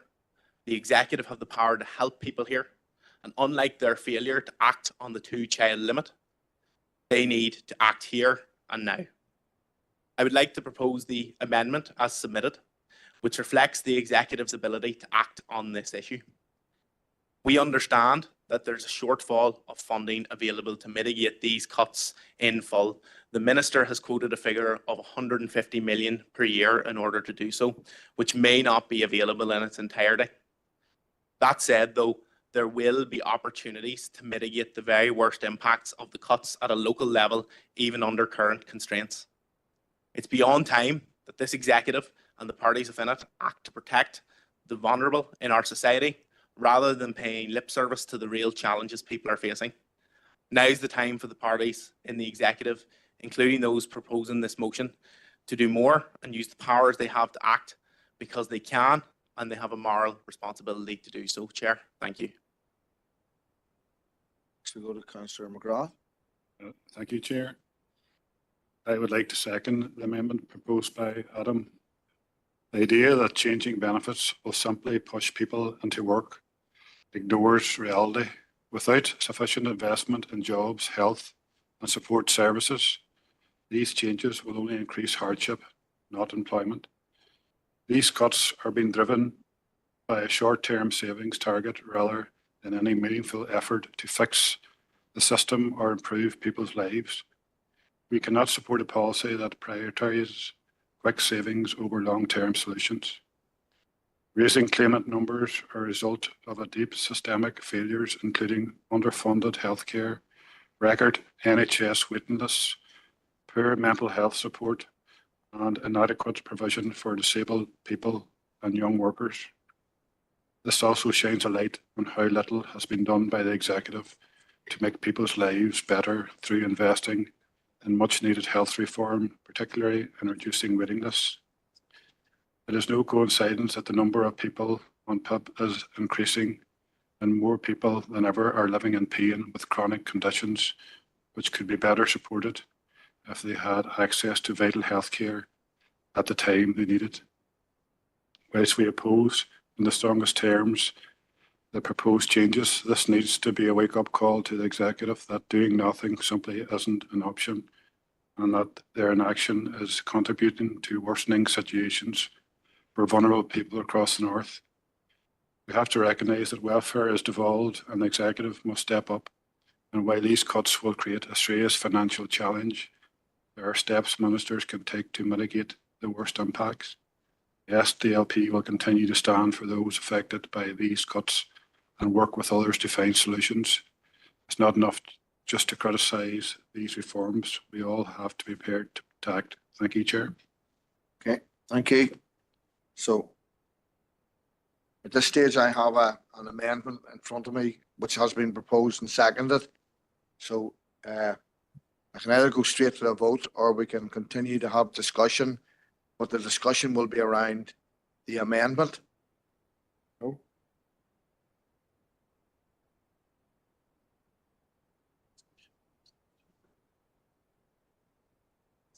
Okay. Right. So, okay, so I think that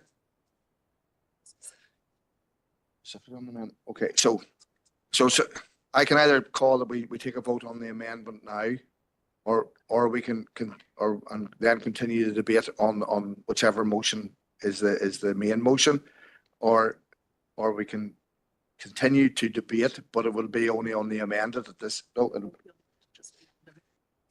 on the proposed motion at this stage. So what's we go? Take the amendment. So you're accepting the amendment? Okay. Okay, so I have to put that to the vote. So I'm taking, is there any dissent to the amendment to the motion? I'm not seeing any dissent, so we are now speaking on the, is now the substantive motion, and that's what we're continuing to speak on. Okay, thank you. So if we continue, got there eventually.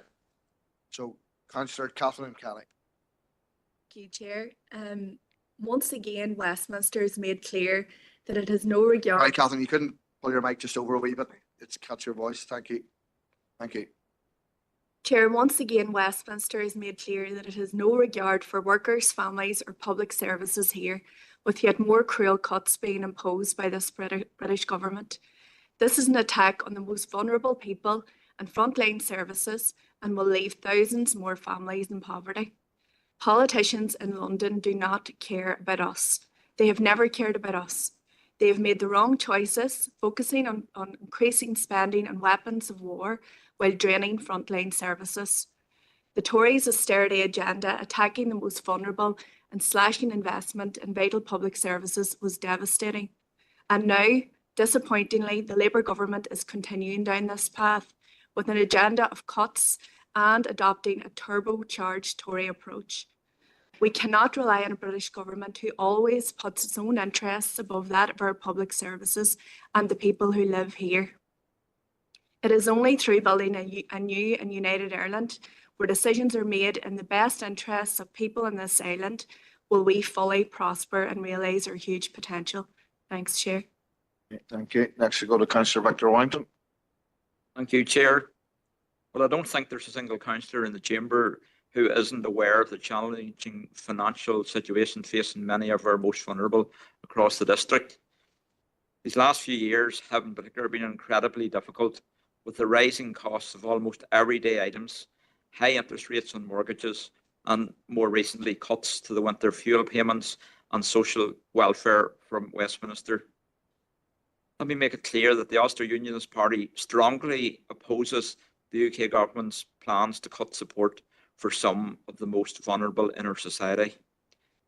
Their cuts will only exacerbate the hardship already faced by many, raise serious questions about whether such actions align with the values of the Labour government. In fact, it would also raise questions as why one party in this chamber would even share the same benches as the Labour Party. For me, as an elected representative and someone who's gone through the process numerous times, I've seen continuous changes to the welfare system over recent years that have done nothing only create confusion, frustration, and despair among our most vulnerable. Forcing individuals and families further into poverty may offer the UK government short-term financial savings, but the long-term consequences will be profound and damaging. Indeed, a recent poverty report indicated that 20% of the population of Fermanagh and Omagh were living in relative poverty, and in 22-23, and of that, the rate for children was 24%. So my party will be supporting the motion, but I will make the final remarks on the hypocrisy of the proposers of this motion. It's easy not to own up to your own actions, but it was your party that raised the council rates during what you quote as a cost of living crisis. And if you find that funny, then it says more about you than it does about us. And to increase car parking charges on shoppers. And indeed, it is your party that leaves this place voiceless in Parliament to oppose such messages. Thank you, Chair. Thank you. Next we go to Councillor Patrick Withers. Carly, thank you, Chair. And can I start out by saying it's disappointing the attitude from Councillor Gannon here this evening when he sought to divide local parties at a time when we must be uniting against these cuts from the British government. And it's the SDLP who share the government benches in Westminster and who claim not so long ago to have so much influence with that same party that they could reverse decisions around the growth deal. So I would ask now, where is that influence whenever it was so influential not only a few short months ago? Stormont is a devolved institution with extremely limited fiscal powers. We all know that. In including the SDLP. So while I support the efforts of the executive to do what they can to mitigate in this instance, and the onus is on that as well, it is clear that with the limited powers that are available, with limited finances that are available, that task will be extremely difficult. From a Sinn Féin perspective, we are part of the executive to do what we can to mitigate against the decisions by the British government until we have brought about the reunification of our country. I would therefore call on local parties to unite at this time and put pressure on the British government to reverse this decision. Gar Margaret Carley, thank you.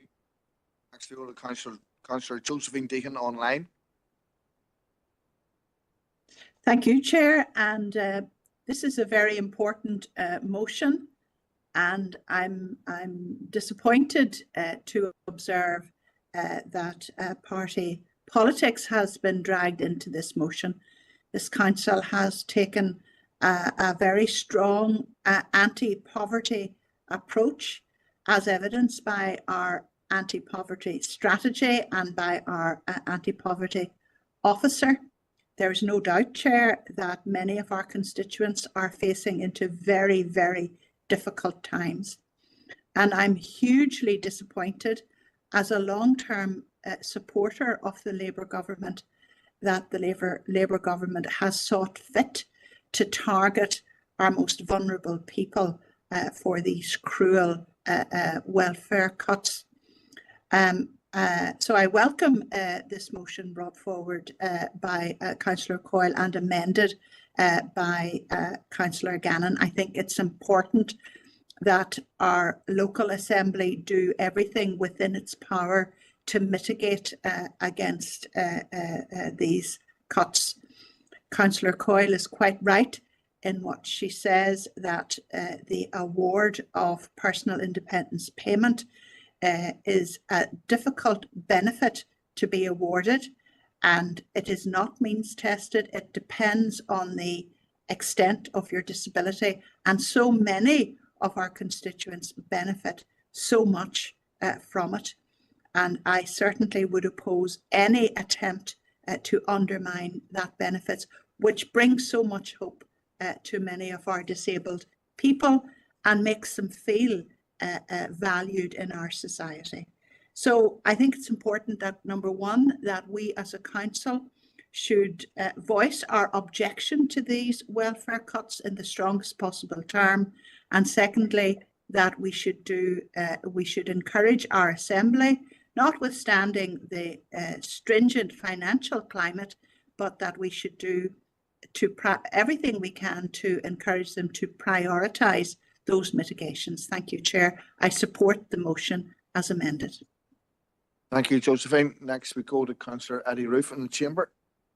Thank you, Chair, and I thank Sinn Féin for bringing forward this motion and to the SDLP for their amendment.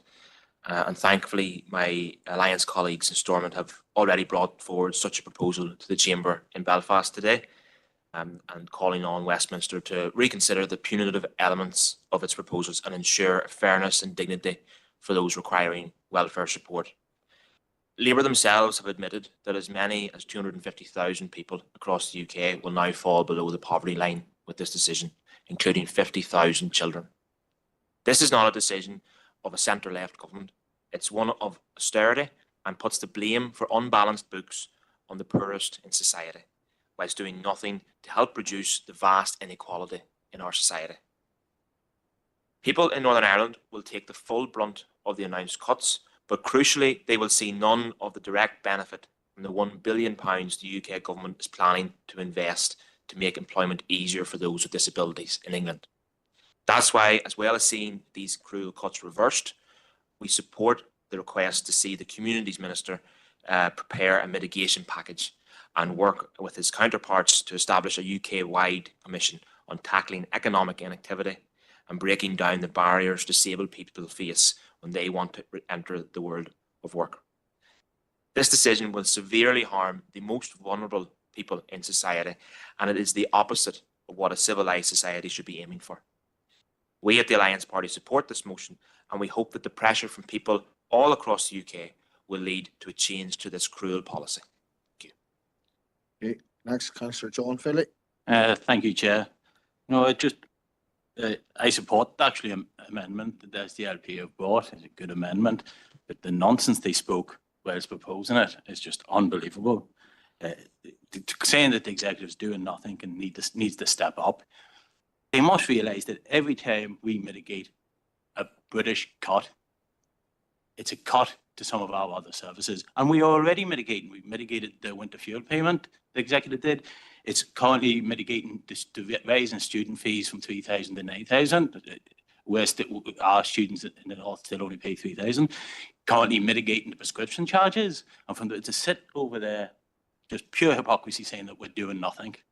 And it's very easy for them to say it because the DUP, the UUP, and ourselves are all in government along with the Alliance. They're sitting on a ditch. Get on the field in the hurl, go into government and make the decisions, or else sit in the corner and whinge, and just pure rank hypocrisy. That's really all I have to say about that. Okay, Councillor David Mahan. Thank you, Chair, and thank you to the members and the members who proposed the amendment. You want to speak into your mic, David? Sorry. Sorry, Chair. Sorry. No doubt this Labour government's approach is wrong. First they targeted the pensioners, then the WASPy women, and now the sick and disabled. Where is the serious discussion to tackle fraud and abuse of the welfare system, targeting local companies to evade tax, or exploring a potential sales tax for online marketing giants? We as a party have always stood for a welfare system that provides support to those who need it most. We believe in protecting the most vulnerable in our society while also ensuring fairness for taxpayers and tackling abuse of the system. We believe the welfare system continues to be the cornerstone of a fair and compassionate society, and the impact of reforms must be carefully considered. No doubt the government's proposed changes to the PIP has caused great anxiety for thousands of people who rely on this support. In particular, the approach to mental health is deeply concerning. Many individuals with mental health conditions experience fluctuating needs, yet these proposals fail to recognise that reality. The government's plans lack both understanding and compassion, and they will leave many struggling to access the support they require. We will continue to stand up for those who need support, ensuring that our welfare system is both fair and effective. Under the principle of parity, it is not possible for Northern Ireland to make changes to the social security, including PIP, without absorbing the associated costs and administrative burdens. Given the unprecedented challenges facing departmental budgets at the moment, covering such costs would have an inevitable impacts on other frontline services. In the government statement to the House of Commons, there was not a single mention of efforts to prevent exploitation of welfare, something the public and taxpayers expect and deserves, and we hear lots of people contact us about that. The Labour government must reconsider this punitive elements of its proposals and ensure fairness and dignity for those requiring welfare support, as well as the taxpayer. We will continue to raise this matter at Westminster and support the motion and this amendment this evening. Okay, Councillor Seamus Green. Thank you, Chair. And the irony isn't lost on me in what Councillor Gannon said. I have a kind of a memory that I remembers when the SDLP leader mentioned that he was going to, when he got elected, or if he got elected, he was going to stop Brexit. Don't think that worked out too well. They're sitting on the same benches as the Labour Party. They're their sister party in Westminster. They claim that if you sit in Westminster, you have an awful lot of power. Where has all this power suddenly vanished to, you know, apart from sitting there and collecting their massive wages? I don't see it. So I would say that no English politician is ever going to do right by Ireland. I think that has been said previously by people. I don't ever see either a Tory government, a Labour government, or even a Tory Liberal Democrat government ever doing the right thing.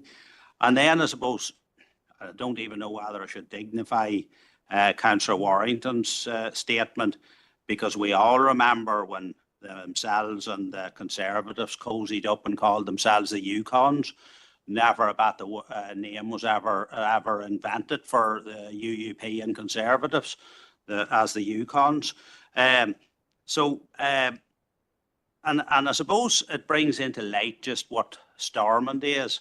Stormont really is a glorified council who only can spend what they're given.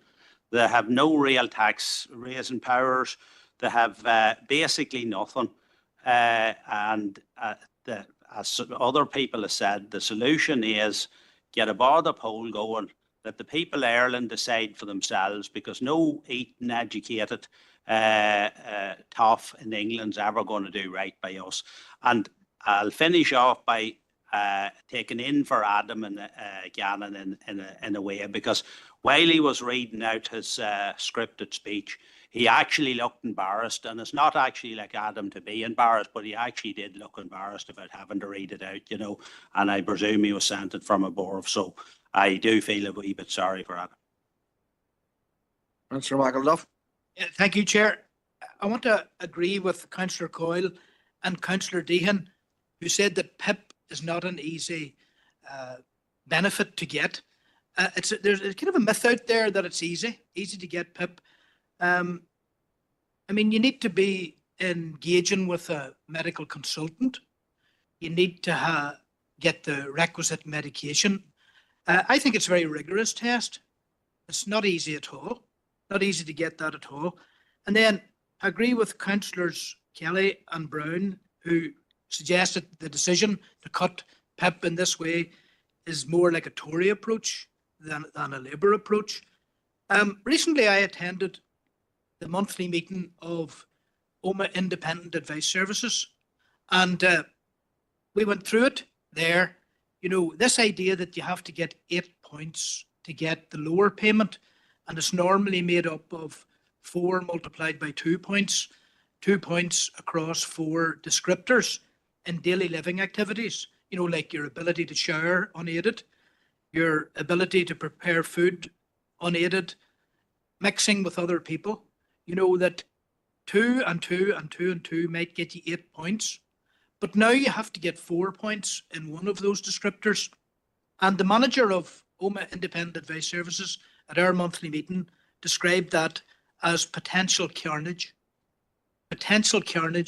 on vulnerable people. So these are shocking proposals advanced by, firstly, Liz Kendall, the British Secretary of State for Work and Pensions. Real cruel, real duplicitous. And I also support the points that were made by Councillor Feely, that it is inaccurate to describe the executive as doing nothing by way of mitigations, very, very focused on mitigations in a very, very difficult environment. But the blame for this square at the door of the British Labour government. Thank you, Chair. Thank you, Barry. So there's nobody else indicating, so I'm going back to Councillor Coyle to sum up the amended motion. Thanks, Chair. I was actually going to come in and just mention what Barry had mentioned there. The amount of people that have contacted our office since this announcement, absolutely worried sick about being contacted by the likes of Capita to be reassessed and not get 4 points in one of those sections is just shocking. This should have been a full council of strength. So, and although everybody's agreed, and I appreciate that and thank everybody for that, it is disappointing, but not surprising that some still chose to try and score cheap political points while an extra 50,000 children could be pushed into poverty under these cuts. They're shameful, and we have to be united in putting the blame where it is at the, as Barry just said, at the British Labour government. Thanks, Chair. Thank you, Debbie.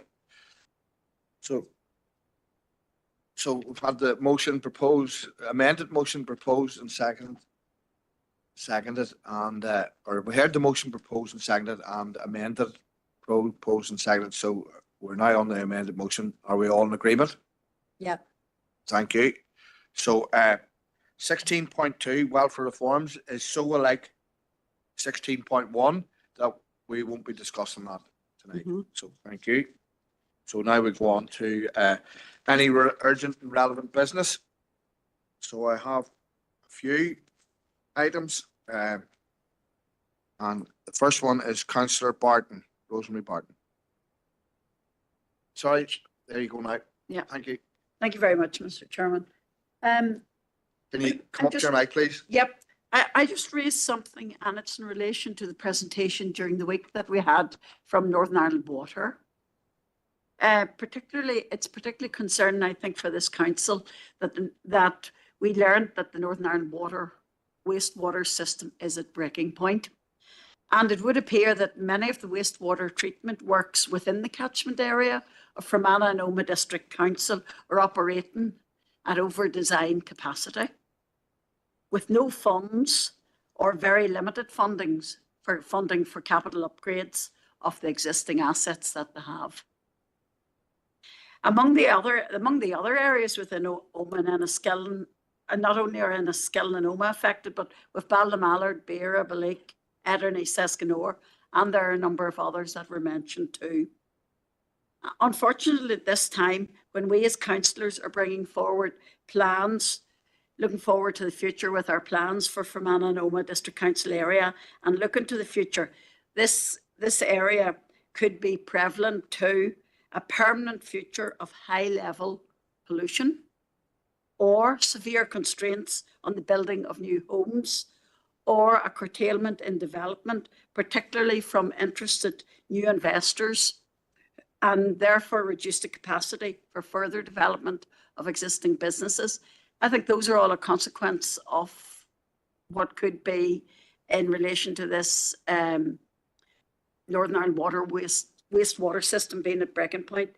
And therefore, I would like this council to write to the Office of First Minister and Deputy First Minister, and also the Minister of Infrastructure, requesting necessary funding for the upgrading of our wastewater infrastructure, and in doing so, within the letter contain the detrimental effects that this could have on our area. And following information tonight, could I ask that at our meeting on with the Department of Infrastructure, that on Wednesday, 28th of May, that perhaps this is also added to the agenda? Thank you. Thank you. Seconder for that. Councillor John Feely. Thank you, John. We're all in agreement? Thank you.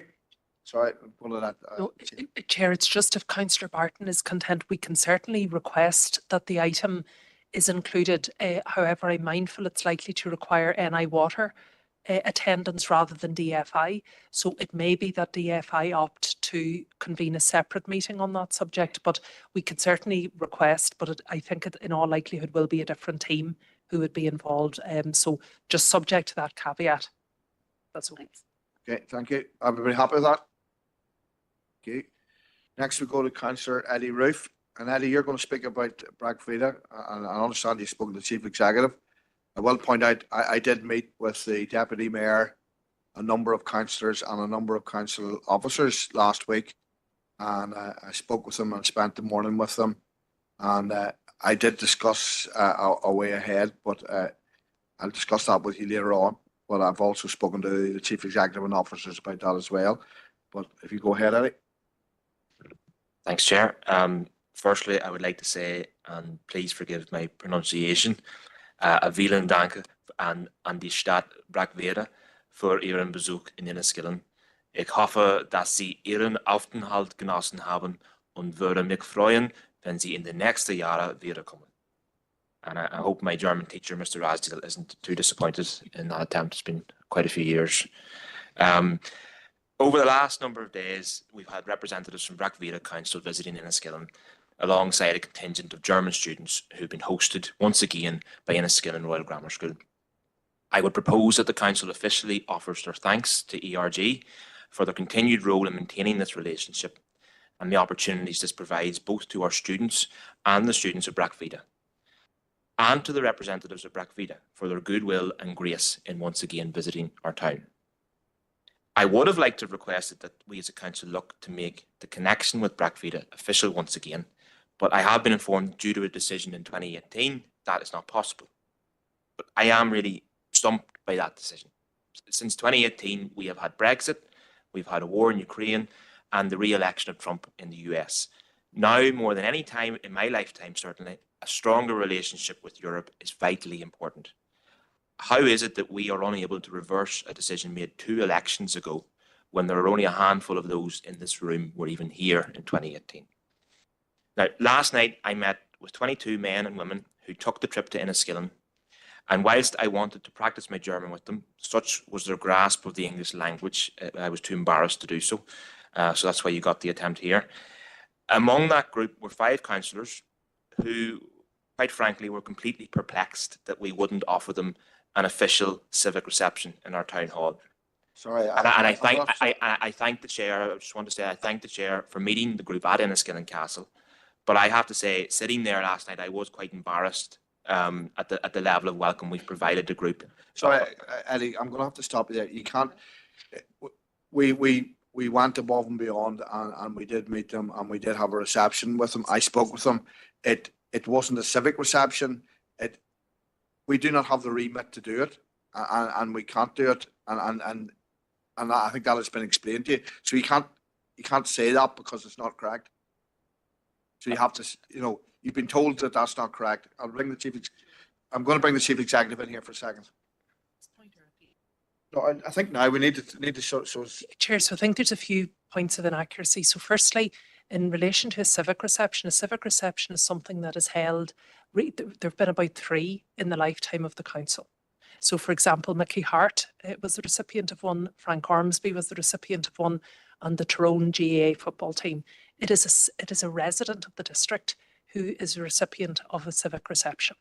What the chair hosted, in accordance and at the wishes and at the request, was a chair's reception, which is entirely consistent and in accordance with the procedures and protocol. In relation to it's also maybe slightly misleading in terms of the cooperation. What we had agreed previously on the basis of the assessment of the civic benefits, they were extremely minimal. Where the benefits in Bielefeld Bracvida were in relation to the community links.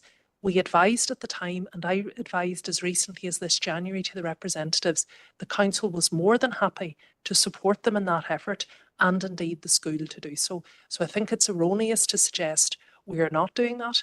We are very happy to do so, and the chair, I know, went out of his own way to rearrange a schedule to be able to properly accommodate a chair's reception, which is entirely in accordance with our procedures. So a civic reception is not something that would ever be accorded to a visiting delegation of this kind. I would apologise for speaking on civic, but I feel like they were still perplexed that they were expecting maybe something else. Dealing with the Bracvida officials, it doesn't have to be expensive or time consuming, but they should receive that kind of the welcome that they would normally expect. And I will be pushing for a continued increase in a closer relationship. And I hope that other parties in this chamber review their opinion and would support me in the future on that. Thank you. Okay, well, just note that because obviously you're going against council policy there, and that will take something else. I think Councillor O'Reilly wants to come in there.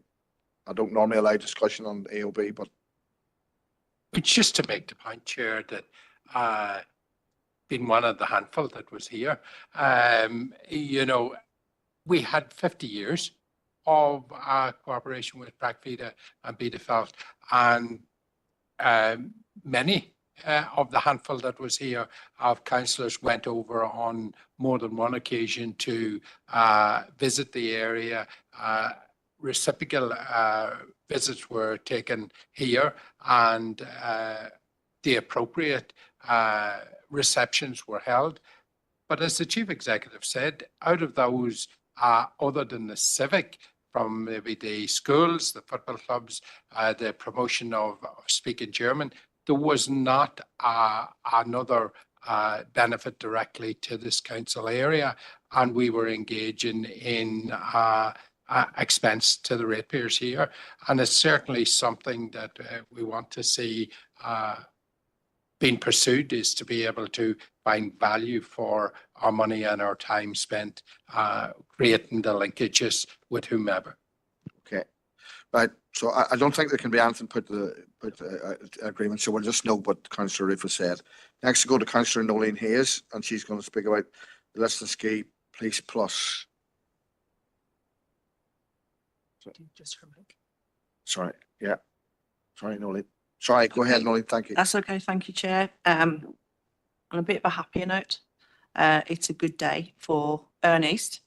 They're a Building Together, Building Healthy Communities project led by Erne East Community Partnership in Lisnaskea, alongside their cross-border partners, have been awarded over €5,700,000 from Peace Plus 4.2. This includes 3.8 million in a capital funding for construction of a new building that will be a community health hub in Lisnaskea. This will enable provision for vital facilities and services that we're currently lacking in this border area, which will include wellbeing programs, mental health services, older people services, and more, all to improve wellbeing, social enterprise, and social inclusion. So I would like us to say, and I'd like to personally say, congratulations on this massive achievement, which I know all of the team have been working so hard for and for so long. There was also another award for a project in Newtown Butler. I don't know whether Councillor O'Reilly wants to come in and comment on that, but both of these projects will be of huge advantage to the Erne East area and beyond, so well done. Thank you, Chair. There was also a similar Erne North, and it's a cross-border one with Cash, Elderly Cash and Adopt, which is the Ballygun Tullyhumman grouping. Chair, maybe if I could just advise in terms of Councillor Hayes' other comments about Newton Butler. So further good news for Erne East, but we were intending to report on this next week because there just is a query in terms of our funding. Because so this is the former police station site in Newton Butler. So we had applied for over 6.8 million, which has been successful, but we have received a higher allocation than that in the letter of intent, which would not appear to be accurate. So that's why we're just liaising with SCUPB on the final detail, but we will report formally to committee next week. But it's a very good outcome indeed, and I know the council was supportive, obviously, of the Lisnaskea project and also the Three Villages project that the chair has referenced. I think it's probably fair to note, Chair, in all cases now we will be working through the various preconditions, and that it'll take a little bit of time for all those projects just to get bedded in. But it's certainly very good news. Okay. But again, that's just for noting. So, Councillor Dermot Brian wants to bring up the Railway Hotel. Sorry, Councillor Mahan. Thank you. That's why I'm saying that. The chair declaring interest. Thank you, David.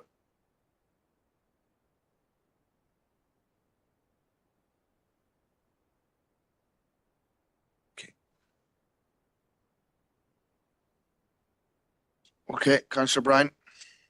Yeah, thanks, Chair. I just wanted to raise this because we all know the Railway Hotel state it's in at the minute. It's obviously had a lot of issues with antisocial behaviour and there was a fire there. But in particular now, I'm focusing specifically on the fact that there are two large containers on the path outside that hotel, and it's causing issues for people who are trying to access the town, for example, on mobility scooters, and people are trying to walk. So it's actually causing a hazard.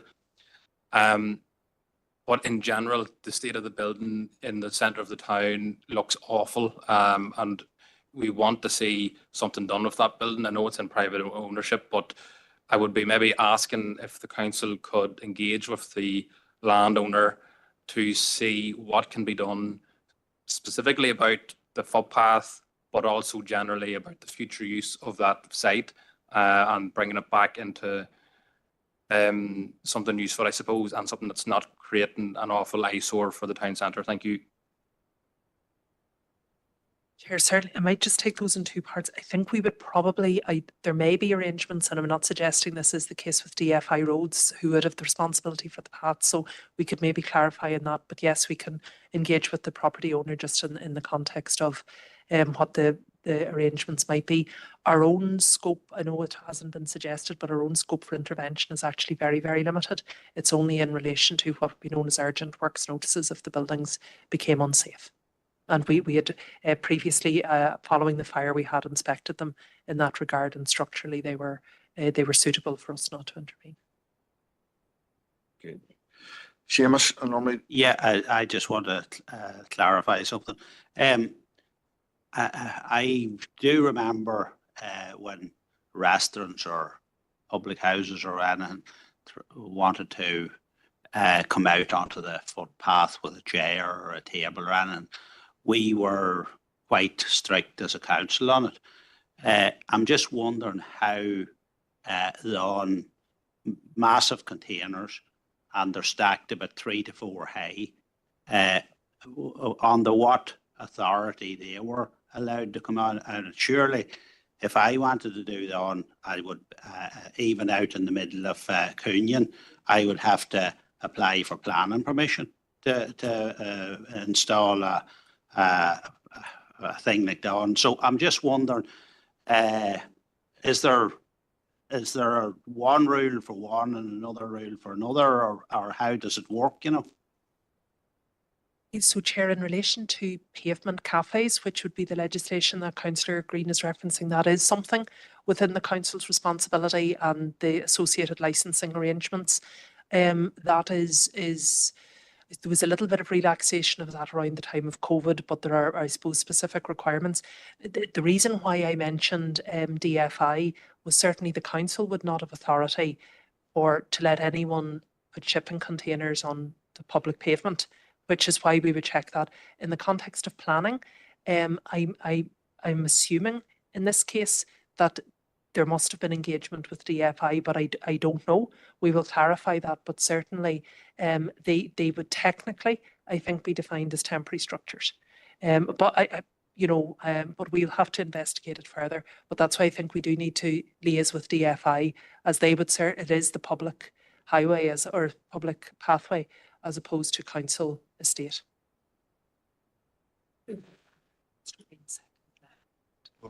So are you going to second the letter, Councillor Green? Thank you. All in agreement?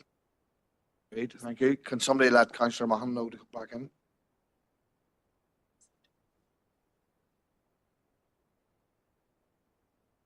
Adam, the temperature's dropping up here, if you didn't mind.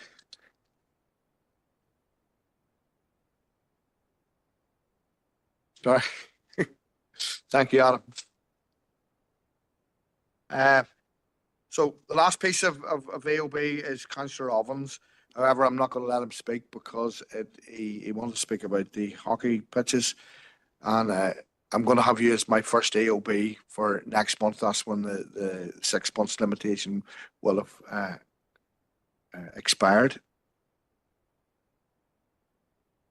Thank you, Chair. And no new guidance, I'll not talk on that, but just in advance of bringing it forward either as an AOB or potentially even as a motion to next month's meeting, Chair. One thing it would be very useful tonight if we could get clarity on would be the provision of so previously it's my understanding that the council publicly consulted on a pitches strategy, particularly to try to close the gap in those minority sports. It would be useful, Chair, I've had a look, I can't see a copy of that strategy anywhere, so it would be useful tonight to get clarity on, was it published? If it wasn't published, why wasn't it published? And if it was published, if it could be, a link could be shared. Thank you. Okay, thank you. Director John Boyle, maybe you could. Yes, Chair, just in relation to the pitch strategy, we have a draft strategy there.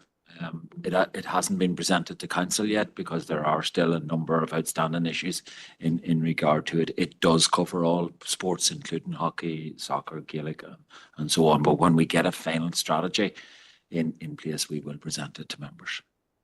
Okay, thank you. You're pushing me here, Mark. Thanks, John. Just because this will very helpfully inform next month's debate. is there time scale, John, in terms of how far away? Because it's my understanding that consultation was a number of years ago, so I do struggle a little bit to understand why that strategy hasn't been published yet. I suppose, will it be in time for next month? No, it won't. There are a number of difficulties or inaccuracies in the report, which we are currently trying to work with the consultants in relation to it. It was commissioned originally in relation to the development of Manor Lakeland Forum and the use of the pitches there. So it's part of that. It's part of that discussion also. But overall, for the council, will it be completed in time for a possible motion or discussion on hockey? No, it won't be in time, because I can't see us getting a resolve position in time for that. Okay, thank you. Chair, the only other comment, and I appreciate I did advise Councillor Robbins of this previously, the council has a resolved position, which is what you're referring to in terms of the timescale, Chair, that the preferred location for a hockey pitch in Enniskillen would be at Devonish College, and we're working proactively with the college to develop that. Okay, thank you. Okay, that's any other business. So I'm now looking for somebody to put us into committee, please. Councillor Anne-Marie Donnelly and Councillor Anthony Philly. Sorry.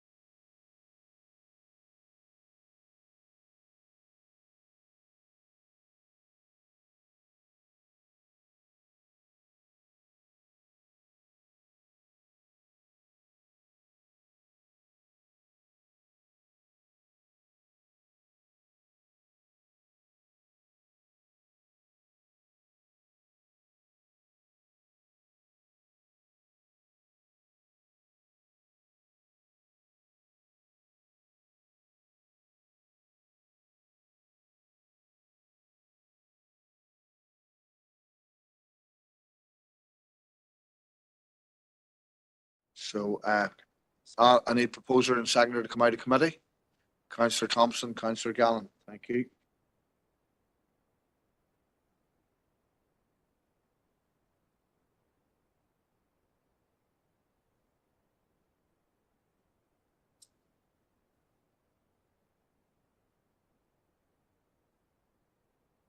Okay, I'm going to ask the Chief Executive to summarise.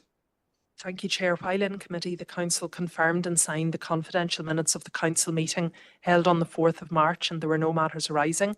Also confirmed the confidential minutes of the Planning Committee meeting held on the 19th of February, and there were no matters arising. Confirmed the confidential minutes of the Environmental Services Committee meeting held on the 5th of March, and again no matters arising. And confirmed confidential matters of Policy and Resources Committee meeting held on the 12th of March, and again no matters arising. And members received an update in relation to an ongoing contractual matter.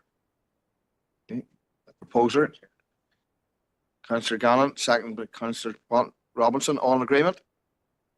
Okay, thank you. We're nearly finished. Obviously, some of you should all have received correspondence today that the council is celebrating 10 years. If anybody has a sensible and reasonable idea as to how we might celebrate that as councillors, and I emphasise the sensible and reasonable, if you forward to your group leaders or forward to myself and Jill, any ideas that we might do to mark the 10 years, that'll be gratefully received. Thank you. That concludes the business. My suggestion is we all go out and we drink 10 pints each, but I don't know whether that's suitable for everybody.